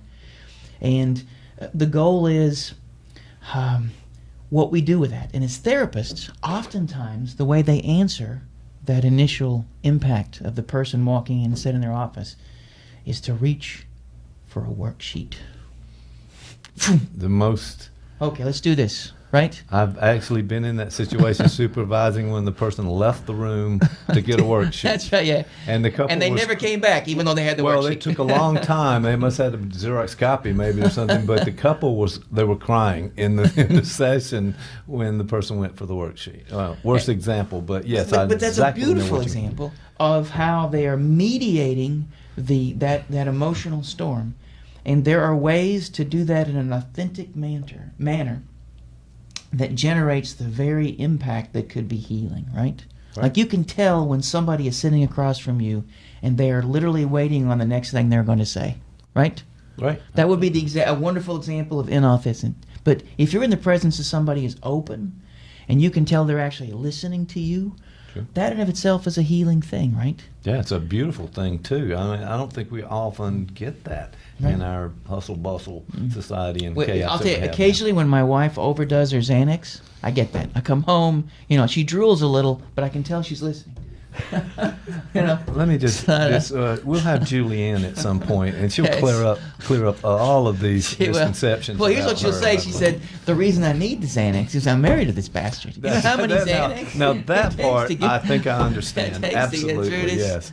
Well, you bring up some interesting ideas too, and I think sometimes the behaviorist, not only the cognitive behaviors, but the behaviors themselves, are really talking about how to end something, a bad behavior, how to That's right, how to yeah. stop something. So, not just lower anxiety, but get rid of anxiety. So we know that they're marching in the wrong direction. I was trained. there, for sure. Nate Azrin, he was one of the, because I was into behaviorism. The reason I went to my program that I went to was Nate Azrin was there. And he's the guy who helped invent token economy.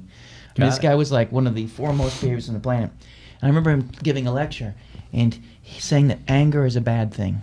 And that if you can have an anger-free life, it means you're healthy. And I remember thinking to myself, like, boy, that sounds kind of... But it is. It's all about that anger is sign that there's a behavior that you need to extinguish. Right. I mean, Or you need to, the whole regime, if you think about it, is from the learning perspectives, from the learning theories that we count, we somehow quantify, and we're marching down from 10 to 1 to 0, and Well, it happens all the time it's in interesting. psychotherapy. Here's the thing, though, because I was the graduate assistant for the program, and his main graduate assistant. I really think I broke him on this anger thing. I really think hanging out with me enough. I think he really, at some point, was like, because just my mere presence toward the end, he would. My question is that going to happen to me and Dr. Hackett? I think it's in here? already That's happened. what- right oh, now, it's too late now. Okay, there all we go. this suppressed rage, you're like, God.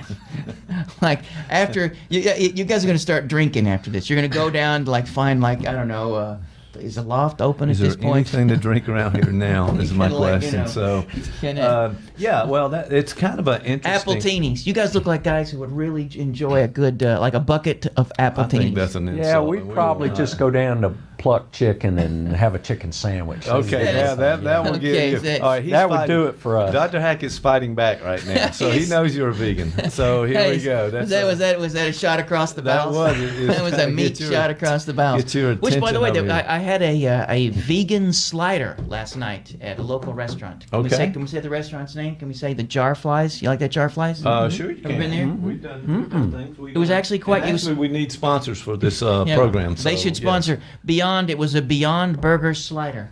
I really enjoyed that. You know what? They're small. How many? You know how many I had? 42. No, that's not true. But see, I have to quickly call you on these things because if I let them stay just silence afterwards, people go, "Oh, really? 42? That seems like a lot." No, none of that's real. Okay, I'm just saying. I'm Irish. All right. All right. So, what were we talking about? I think we were talking about authenticity, inauthenticity. We're talking about the idea of the lived moment. I think on some level, your question was saying, look, I've just heard a great deal about the behavior of this really obnoxious, obsessive bastard. Surely this must be hell. And you were trying to say, I think you were trying to do the intervention. You were trying to say, how do we get you to live in the moment, man? Like, whatever. Well, I know. No, it was just a reflective. I wasn't trying to do any work on you. Okay. I've tried that before, and nothing's happened. So anytime I just go saying. looking for a therapist, like, they would be like, no, man, I've already heard stories. No, I don't need this. No. I can imagine the rest of the therapists in town, if you were to call for an appointment, I mean, They'd they'd be probably like- close their practice. Here, I don't they know just for like, here, sure, but they would hand me a hammer. Just hit me in the head with this a couple of times. Let's get this over with. But I'm fascinated about the topics that we talked about so far. I'm fascinated about you in certain ways, but this is not a necessarily a podcast about you, but you certainly have an influence on some things that we're talking about here. But yeah, and I don't think I was really trying to do an intervention, but I just want to know more. In other words, okay, if you do, and we talked about Malcolm Gladwell just the other day with if you want to be an I thought expert. you were going with Malcolm X, but Malcolm Gladwell. No, that's coming up on the That's good. schedule. But for the most part, 10,000 hours of practice if you want to be an Boom. expert. Mhm. And somewhere ingrained in you is that if I'm interested in something, I gotta get my there. 1,000. I've got to start doing that. Well, it works like this, and this is I was really trying to get into. I decided at one point I was going to get into Beethoven, and I don't know if you ever go on the Pirates Bay. I assume it's still there because Soulseek. I got in trouble with a couple of lawyers, so I don't visit Pirates Bay anymore. Okay, that's a true story. All But, right, but, I went on the old Pirates Bay, and you Okay. could literally find they had compiled 62 different conductors with 62 different symphonies. It may not all have been different symphonies of each of Beethoven's symphonies. And so I stole it, and so I would spend I would Beethoven's first or second. I went through all of them, and I would listen to weeks on end of the same symphony just by the different. I would listen to it over and over again. Okay, hold on just a second. All right. I'm glad you put Yeah. that out there. Let's just take a It take gets a breath, worse. It gets take worse. a policy. And so the idea for you, my first thought was, okay, you really want to drill down and look at the comparisons I was between trying to- how this music There's is a- going to go. there's a- But there's so explain crunchy- yourself, sir. There's a crunchy style. There were Mahler came along and added a bunch of stuff, and so there's the romantic interpretation of Beethoven's symphonies. There are all these different, and based on when the conductor was born, their influences. There was a return to what would be known as that's the crunchy style, the classic, like with classic instruments and pared down, all that sort of stuff. So all these sorts of stuff that you get. And in the meantime, I probably read every single Beethoven biography and study. There's even there's one book by a psychoanalyst on Beethoven. I read that twice.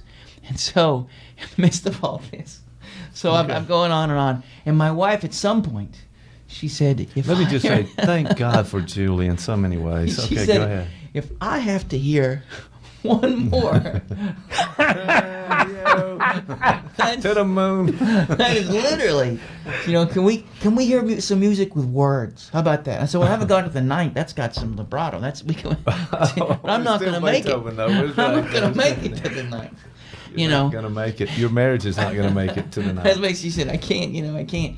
So and my point of saying this is that I got a point, maybe just to show how ridiculous I can be, I guess. But the idea is that there is, like I said, there is a core, there is a depth, there is a way to, I don't have, like I can't read music, but even if you can't read music, people have come up with pictographs of Beethoven scores, and I've got those too, and I would occasionally try to look at them while I was listening to the music, so I'd have some sense of placement of instruments and his notions of tonality and his compositional choices. I'd attempted that too. But yeah. Hey, can I interject something? If I were to interrupt that, you were going through that, or your wife Julie at the house would say, "Hey, honey, how about this?" Or, "Hey, Dan, what about the? Could you? Yeah, could you respond to that?" I do. Or say, "Hey, no, I'm no these talking, would be times when people are when in the morning when everybody's asleep, or I would be. They would often be when I was doing something, or I had at that point I didn't have a music room at that point.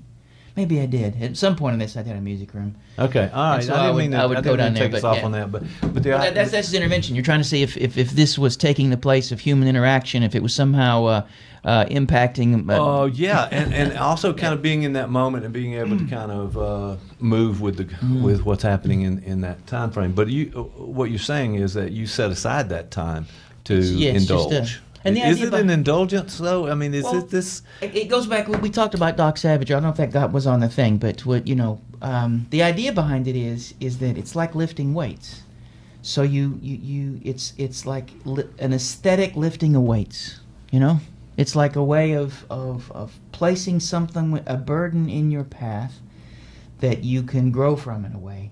And so even if I were listening to those Beethoven things, I would still think about how do they connect with whatever philosophical discourse I might be engaged in, or how does it connect with the work that I do? And that's why I think when I discovered some of the books where they were sort of talking about how there's a mysterious letter that Beethoven wrote that some people considered a suicide note that he never actually did. But and if I remember correctly, he scratched out, or he just you didn't have. I think at some point, maybe I'm wrong about this, he could no longer write his father's name, and so there would be blank spaces where he would write his father because he was so, his father wanted him to be the next Mozart, and so he was literally tortured to play the piano, to play it till his fingers bleed. He was like 4, 5, 6 years old. He was, humiliated. And, wow. Okay. And he was no Mozart. He wasn't natural prodigy. I mean, he obviously was Beethoven, so he had some stuff. But right. Sure. And so you can see tangled up in the music this a cry for connection. It's also, oddly enough, one of his letters where he's sitting at the salon and he and his friends are talking about women's butts. Yes. That's the thing. It's like, apparently I guess that's always been a thing.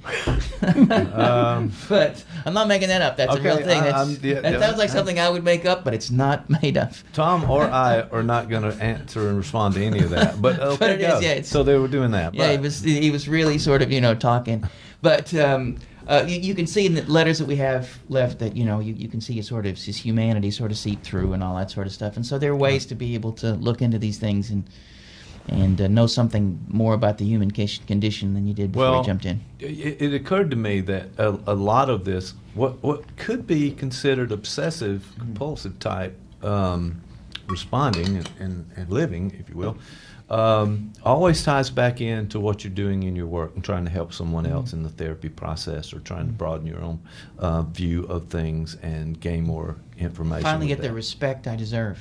Right. Well, one of that's a nifty situation in any case. But one of the things that occurs to me as I listen to all this, and there's so many things that it's really thought provoking. But this whole idea are these behaviors obsessive compulsive, or is this more like what Jack Kerouac would refer to as being mad for life, passionate? Oh, yeah, In other words, his idea, reframe right and I'm paraphrasing. He got but, you out of trouble, right? But what Kerouac said in On the Road is he wanted to be a member of that group, that tribe that was mad for life, mad for talk, mad for living, mad for experience. And by being mad, he meant the whole idea of passion, so that he and Neil Cassidy got in the car, went on the road, and saw America and lived America. And in fact, the whole 60s thing is really engendered out of the whole Kerouac kind of trip, you know. So those of us baby boomers, Mike, we're sort of the sons and daughters of Jack Kerouac in a lot of ways, you know, some of our attitudes. And I wonder if that whole thing could be framed that way. But maybe I'm being too CBT about it, you know. I'm reframing. Well, no. That I like that because, you know, especially since it makes me sound less crazy. And by the way, you said that's you guys. That's where I was going, but on the other hand, no, we're good. The children of Kerouac and Cassidy, that explains the smell of hash. Okay, kidding. But there's a Kerouac quote, if I remember, he said that he wanted to eat with his food naked and quivering on the end of his fork. And that's where the title for Burroughs' Naked Lunch comes from a Kerouac quote. But I like that. I like the idea of being able to, that Winnicott prayer, Lord, let me be alive when I die. And Freud talks about it in terms of that, you know, we need to develop a love affair with life. And so how do we find, you know, a way to be and there's something about that imminence, that explosion, that it can be a drug. It could be something you could pursue that could keep you away from quieter moments, I guess, too. But I like that. I like the that's not. Well, it makes sense in lots of ways. I think it connects with authenticity and this idea of just living life and taking advantage of all that we have. I mean, it gets back to what Tom and I were talking about with Pinker. I mean, we're in a place now that we have more. We have more riches. We have less violence. We have all of these things at our disposal. Why not go for just everything that you can learn and kind of move in this space but most that people we're don't. In now?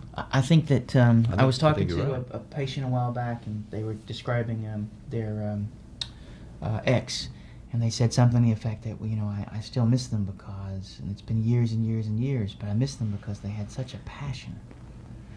And this individual was really into collecting things, and they had they were into things, and so this person was saying that I've encountered a lot of people since then, but most people don't have that. And that question might be: is this passion? Is this something we're all born with, and then it gets beaten out of us? That we become departmental, we become compartmentalized, all that sort of stuff, or is it something that some people are born with? Or is it something that we have to learn to cultivate? I mean, if you wanted an answer to that, I would say all of the above, Mm-hmm. because I think there are some educators who say that the educational system sort of squashes that and tries to make you conform and really squashes that passion. And really what you want to do is every individual needs to find that passion. What gets them up in the morning? What makes time go by so fast when they're focused on something and using the moment, being in it is not just the phrase, but it's actually taking advantage of the resources and who you are and finding that passion within you to sort of move forward. And I think that's a goal for everyone that comes into therapy, but I think it's across the board. But when you say that, though, I mean, maybe I'm wrong because, and it also could be because I am crazy, but jury's out. It is, yeah. They're not Today coming back. we came close, but I think the jury's still out. And the jury's out, and they decided not to come back. They're not coming back. Done with it. No. But I think that if I were to tell, you know, obviously this is being recorded and maybe reverberating forever, the things that interest me, or how I pursue my interests, for lots of folks that would be, that's just crazy. That would not be, you know, that would be this. What you call passion or what you call investment is frivolous. You know, it's not. It is. So I mean, I wonder about this. I think you know, also just our culture and what we brought up. Those of us who came up in the 50s and the baby boomers this time had said that, like, what the model that we had was that you go to work for the company, you work for 30 years, you get to go watch, you retire, you singularly focus, take care of your family, go to work and do this in these very sort of narrow guidelines that we should live our lives in. And I think we're coming to find out that maybe there's other ways to do it. So maybe this is our sort of response to that. Well, I mean, because that would be Kerouac and Cassidy were sort of reacting against that very sort of culture, right? Yeah, that was their, you know, that this is mind-numbing. This is, you know, the reason why Daddy comes home and drinks until he goes to sleep at night is because the life he has is killing him. Well, and also I think what we're discovering now is more of the interest, and you've certainly demonstrated this with the arts, with music. Those kinds of things, other than the grind of making a living and getting through and those kind of things, we're now at a place where we can expand and look at what are we really interested in and what is my passion. So but the question may be then, is it that if someone could find what they're passionate in, then they can then have lived moments with it, they could pursue it.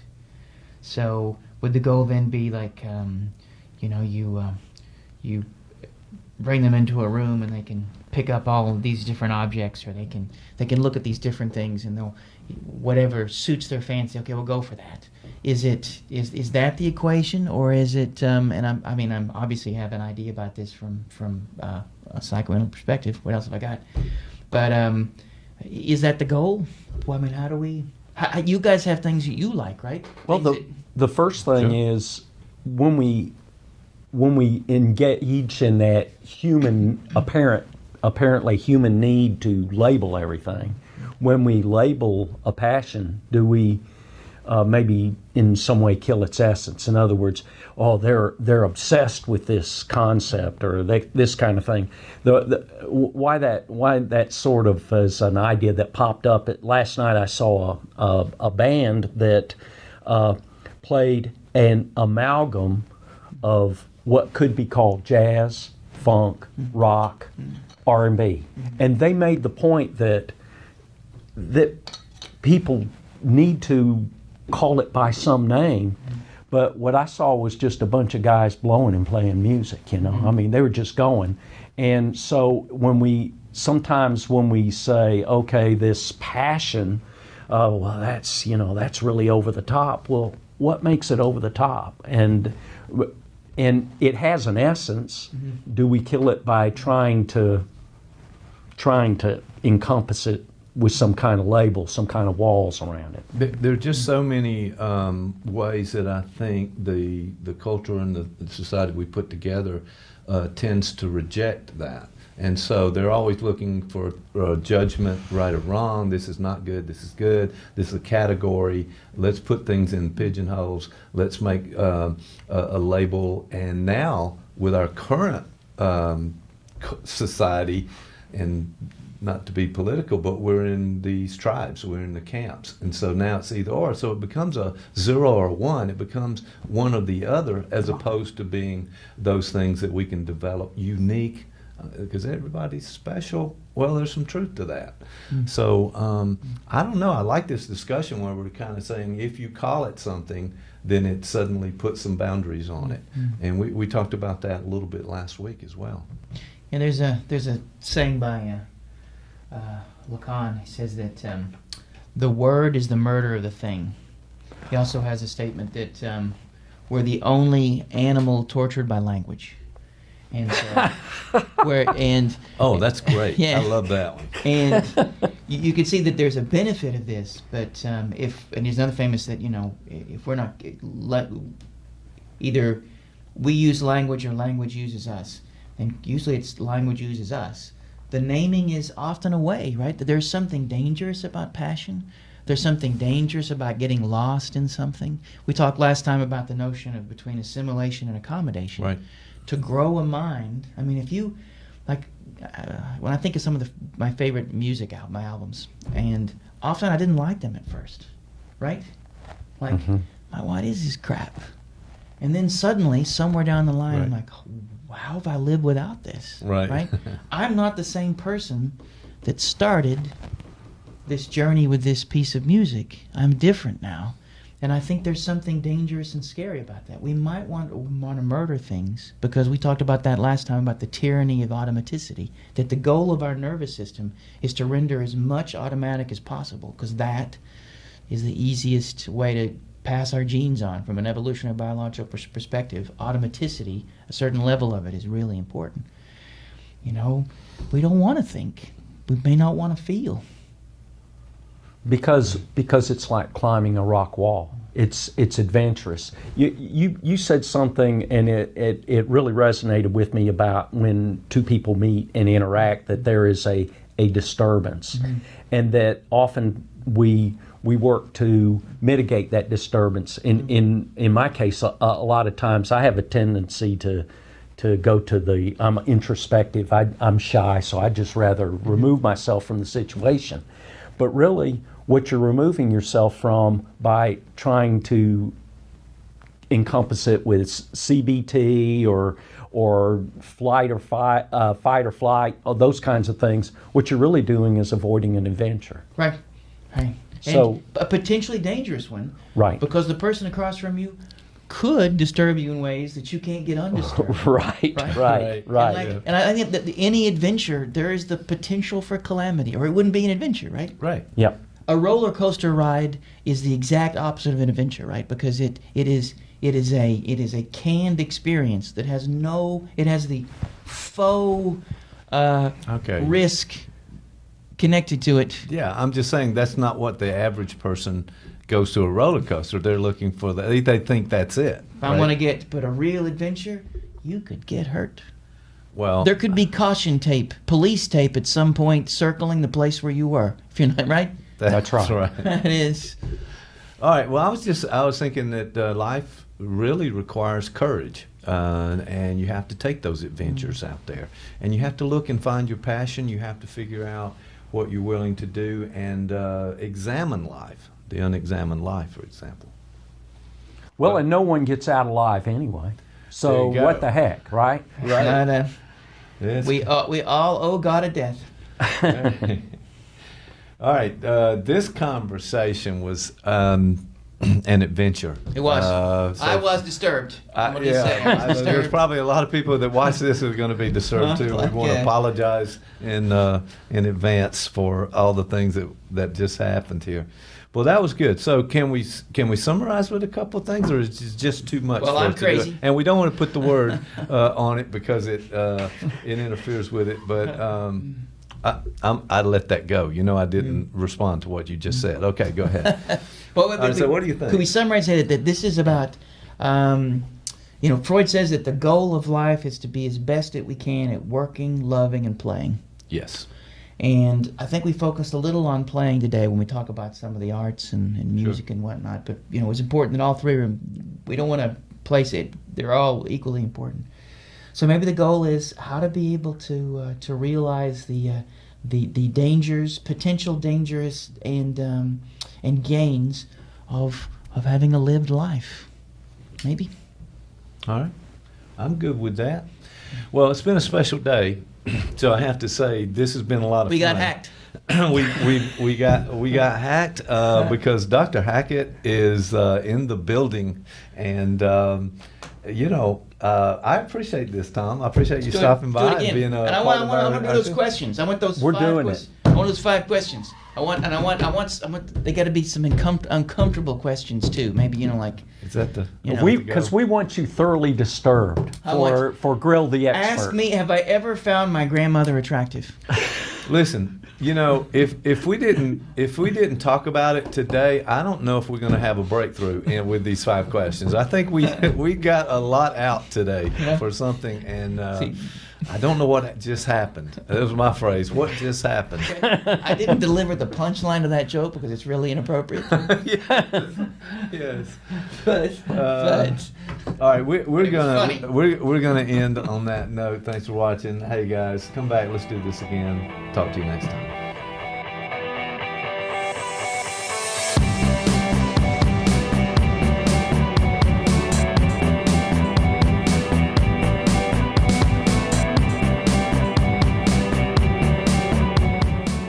A story to tell. Columbus Podcasting can tell your story with a world-class video podcast of professional quality. Viewers and listeners can access podcasts anywhere, anytime.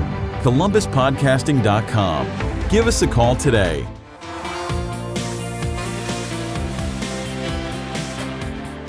You're keeping up with the latest. Give us some idea of just some recent events that have occurred that you've been really focused on, and maybe some things that are down the pipe just a little bit that we can look forward to. And I'm talking about the rest of us out here who are really fascinated with astronomy and what's happening in our world. What's on the horizon? What are we doing? You know, I think this is true, and I'm going to ask for an apology for repeating something, but I think this is just so important that it bears repeating, which is, for the entire history of humanity, everything that we've ever known about our universe, all of that information has always come to us in the form of light. In fact, one of the things I teach on my first day of every astronomy class, every intro astronomy class that I teach, is astronomy's prejudiced. Astronomy is prejudiced to things that glow in the dark, right? If something's not glowing in the dark, or interacting with something else that's glowing in the dark, or reflecting light from something else, we don't even know it's there. Because the only way information travels to us from objects in deep space is in the form of these things that we know of as electromagnetic waves. Light, right? Various forms that we can see or can't see, but it's still all light. Radio waves light, microwaves are light, all the stuff is light, right? But we've just entered into a brand new era where we now have a brand new tool never possessed by humanity to be able to measure the universe, where we can see right through things, and that is gravitational waves. So I know we touched on this earlier in the show, but it's important, I guess, it bears repeating to say, we don't know where that's going to lead us. We can see into the heart of a galaxy through any manner of obscuring material, because the information coming to us is not electromagnetic radiation. It's these ripples of the universe called gravitational waves that just penetrate right on through. And now we can actually measure them, which is simply astounding, right? And so when you ask what's next, I think in the world of astronomy, we're going to spend a lot more time measuring gravitational waves. And it's not that we'll give up our pursuit of ever better ways to measure electromagnetic radiation, because you always want to correlate those observations, right? You want to say, well, we can see it in microwaves and we can see it in radio, but now we can also detect its gravitational wave signature. I think that before too long, humanity will probably likely build a gravitational wave observatory in space. That's not a new idea. That idea has been around for decades. But now it seems a lot more sexy because, hey, we figured out we can actually measure these things. It's hard to justify building a gravitational wave observatory in space when the ones on the ground aren't measuring a darn thing, right? Right. You've never measured it ever. But now we've entered into a whole new era where we have gravitational wave observations. So the impetus to build that next generation of detectors of gravitational waves, is now there. And so what will they reveal about the history of our cosmos, or multiverses, or the lack of multiverses, or whatever? We don't know. We don't have the faintest idea. But that is certainly what I can see on the horizon in terms of we have just found, we are in the absolute infancy of a brand new technology that we can measure the universe in a way that we never even fathomed before. Where will that lead us? I have no idea. But it's exciting, right? Super, super exciting.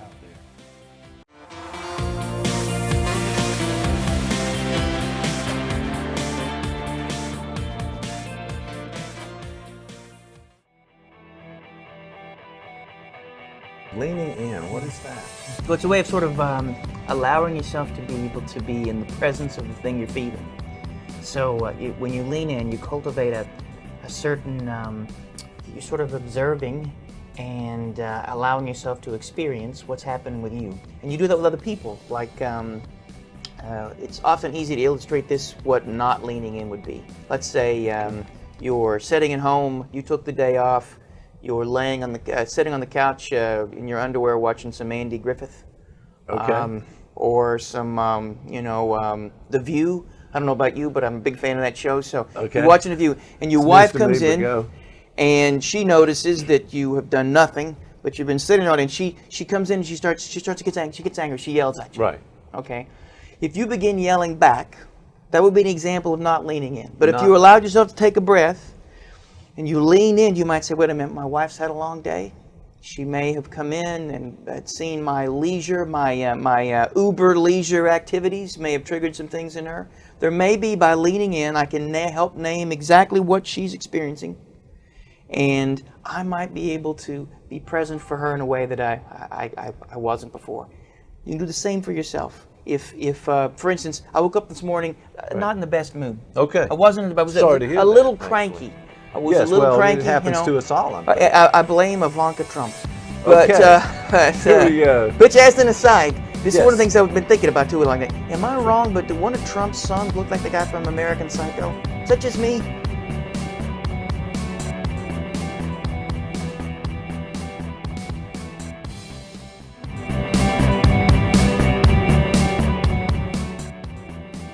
Give us an idea of how we can manage this confirmation bias stuff. We know what it is now, and how best we can we manage it. Well, I would say that we need to stick to this notion of the tyranny of automaticity.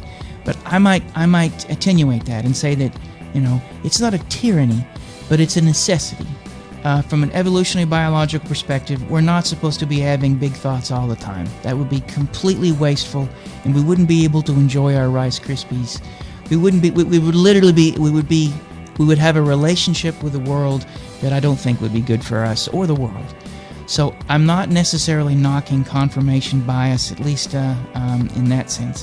What I think we need to think about is, how can we maintain the possibility and openness that when we are in the presence of something that generates some sort of emotional storm, that causes some disequilibrium, can we be honest enough with ourselves to be able to stay in that space long enough to dance with it? The possibility of giving it a name. When I thought about the fact that Trump got elected, as opposed to saying I'm going to move to Canada, or, everybody around me is idiots, I needed to think to myself, wait a minute, right now I'm really upset, I'm scared, this is not what I expected, but what if it forces me to have to think about the world that I live in differently? And maybe I live in a bubble. Maybe I've got this middle class existence. I am part of a professional middle class.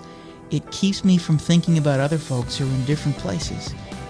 But I would need to be able to I would allow myself the impact and that emotional impact, and I would have to be able to dance with it. So I think not that confirmation bias needs to be taken away, or at least when we're thinking about it globally, but we need to be more honest and aware of what we're experiencing and to try to be able to do something with those things. There are moments in the day when we really should have thoughts.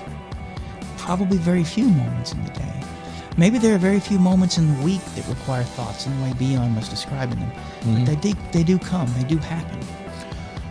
Yes, I mean, there is this stream of consciousness that seems to be always on. I mean, that's why it may be the sort of new discovery of meditation and mindfulness and those kind of practices are sort of helping us get away from that continuous thought process, because I think that the thoughts, you can ruminate, you can go over and over and around in OCD and all of those good things with it. There have been some real criticism of mindfulness, and I think mindfulness can be very important in making us more attuned to what moves inside us, and to be more respectful of the things we feel, and to allow certain things to move through us if we don't need. But mindfulness actually, if we're not careful, can really stand in the way of accommodation, because Zizek, I've talked about before, talks about the Western Buddhism, and if you notice, there are all these they're teaching mindfulness at work, and these corporations are having mindfulness and all that sort of stuff.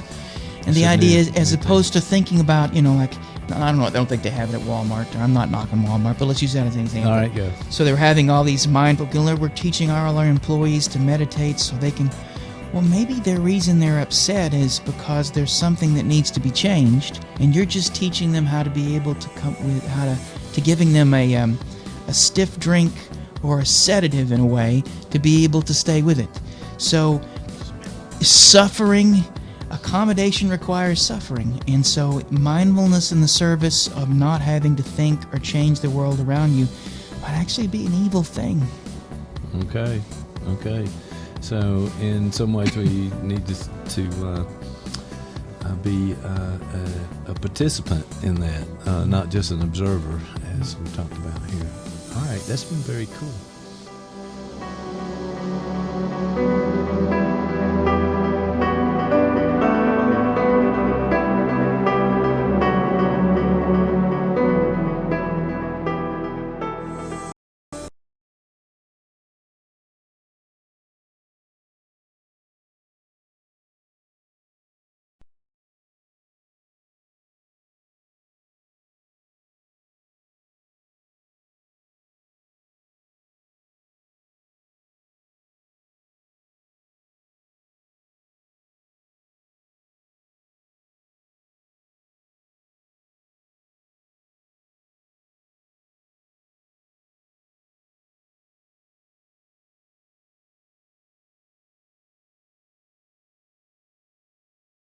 Final thoughts about this this idea of protecting yourself, pausing, being in that moment, absorbing it, doing something with it.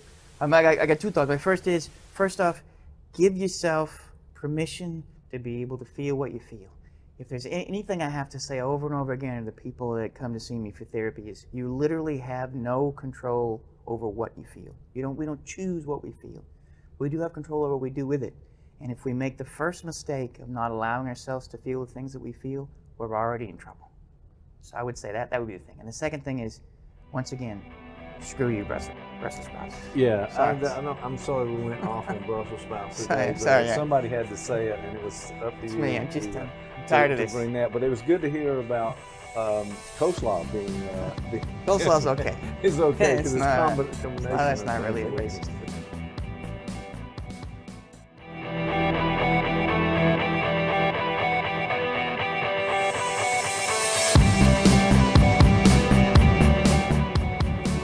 In fact, black and white thinking, which if we're thinking psychoanalytically, why shouldn't we? Yes.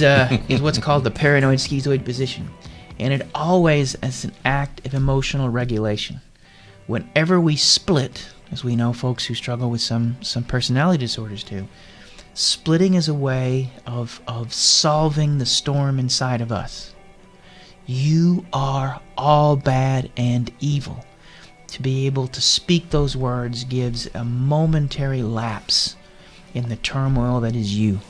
It offers a clear indication and path for you to follow to steer you away from the things that could be sucking you in. So black and white thinking always is, and that is not a positive form of hate.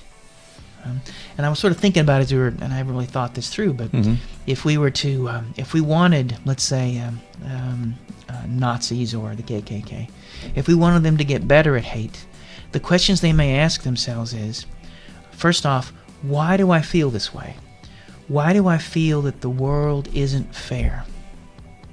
And if they were to start there, then coming to an easy solution, well, it's because there are these degenerate people who are different colors, skin color than me, have invaded my country. It could be, wait a minute, maybe there are systemic problems that have kept me from being able to make my potential. That there are things are rigged in a fashion, or there have been a series of things out of my control that I need to be able to address and understand so that I might be able to advance, as opposed to falling back on this negative hate. They're not drawing a boundary that allows them to self-care. They're simply expelling and projecting into someone else the very things they should own. And that's that trap.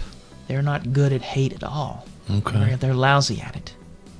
Well, that's a very different way to look at it. So I'm glad you kind of brought that up, and the issue that to me is that and it gets back to a lot of things that we've said in various issues of really that self-awareness and that reflection, and then taking time to really to pause and really think what's going on and why am I feeling in this way and what's going on, that we don't often do. It's more reactive. And also, I think what we talked about too is projection. It seems like that's just an easy go-to defense mechanisms to hate others. I'm okay on this side, everybody else, no. And it is remarkably effective. I think I may have used this as an example here before, but I was at one of these leadership things not long ago, and I came into the room, and they assigned you seats. This is at the university. Right. And I go and I sit down on my... What now? They do that a lot at universities, assign seats. So I'm suddenly, I'm sitting, and I look around and I see everybody around me in their tables. They seem to be talking. Right. And no one's talking to me at my table. Oh. And so I'm like, you know what? I looked at the table, maybe it's... they sent me with a lame bunch of people. Over there, those are the cool people. Right, look at how much fun the cool people are, and I'm here with these losers. Yeah, they're losers. And that is from a defensive perspective. That is I was experiencing some emotional dysregulation. I had been moved outside of my euthymic window, and the act of projection was a quick and reflexive act of homeostasis. The problem is not me. I don't have to address this. Right. They suck. Over there's better. Okay. And there's some relief in that momentarily, at least at some way, I guess. And so I sat there. I think, okay, well, hold on a second. Something's going on here. You're right. Everybody else is talking, and then I realize I have my back turned to my people at my table. My chair is facing this way. Okay. And they're carrying on the conversation. So I turn my chair to them, and then suddenly we all begin to talk. Look, there's a group and I'm like, here. they're not actually so bad. And I'm like, wait a minute. But for a brief moment, the solution I came up with, which, short term had a wonderful short term benefit, but it kept me from suffering in a productive way. And I think part of the key to positive hate is there has to be a suffering. There has to be some understanding of what are these intense feelings welling inside of you. And that requires you have to get burnt a little. You have to be able to face that fire to some degree as opposed to simply projecting it into someone else, which is so reflexive and so easy to do.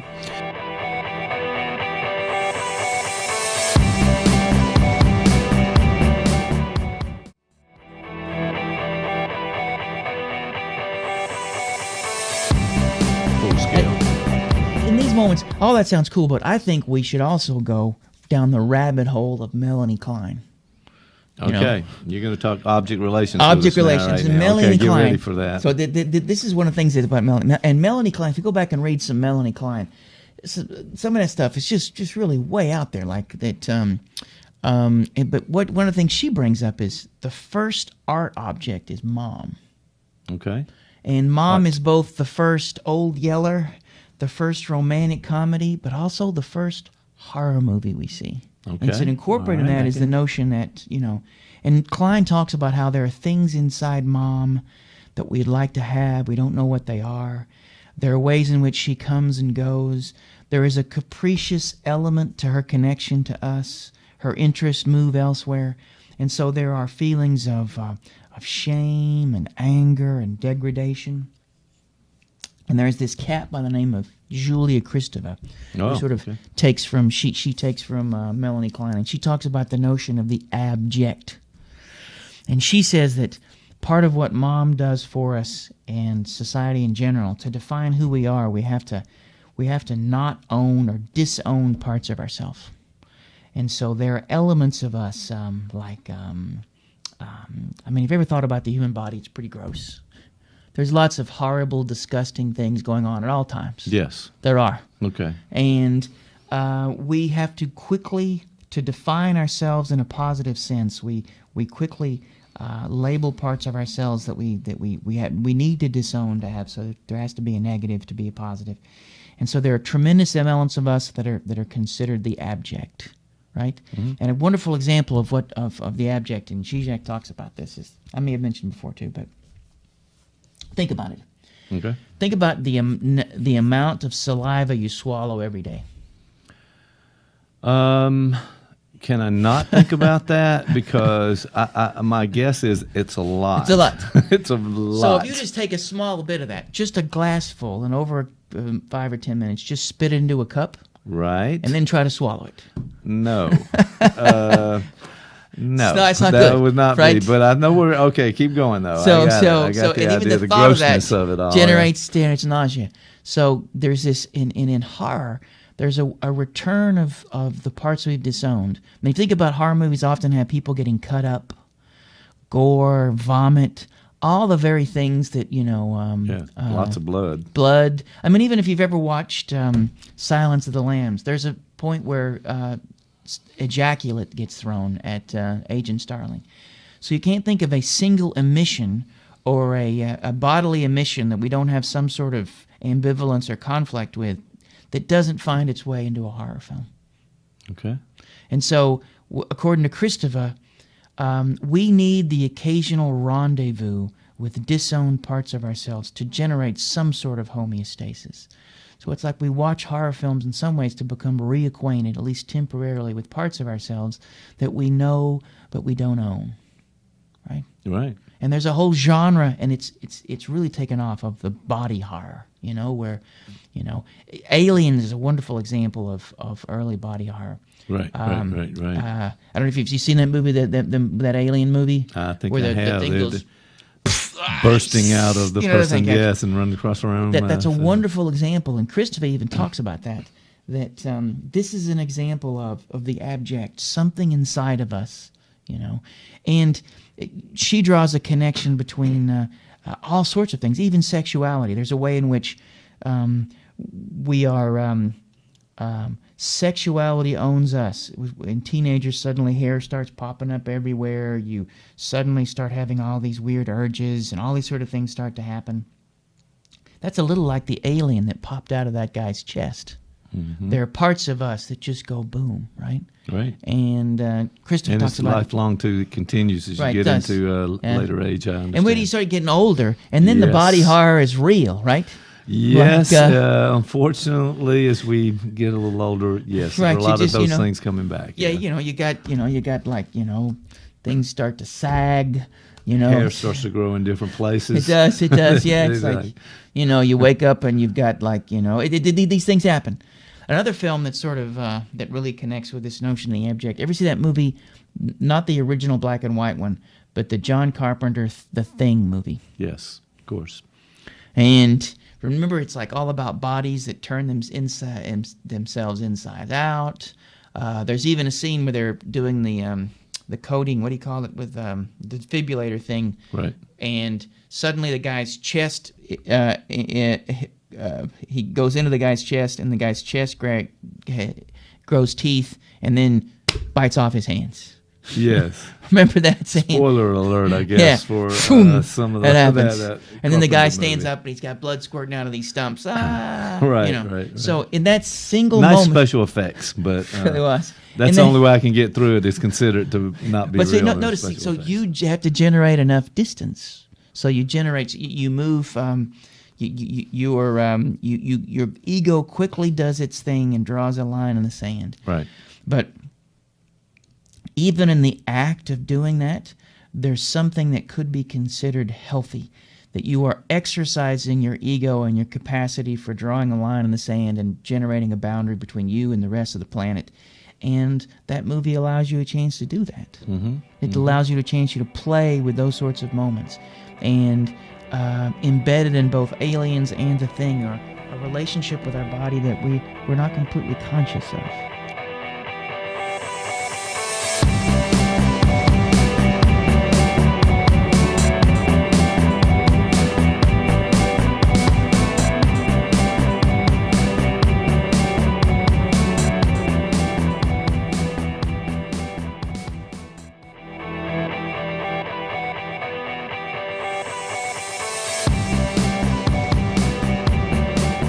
Yeah, if it's where trauma occurs can be really important because our nervous system is in a different place, between the age when we're born, And what is demanded is often is a more mature nervous system or a couple of nervous systems to be able to create a holding space where you can begin to do the growth you need to have.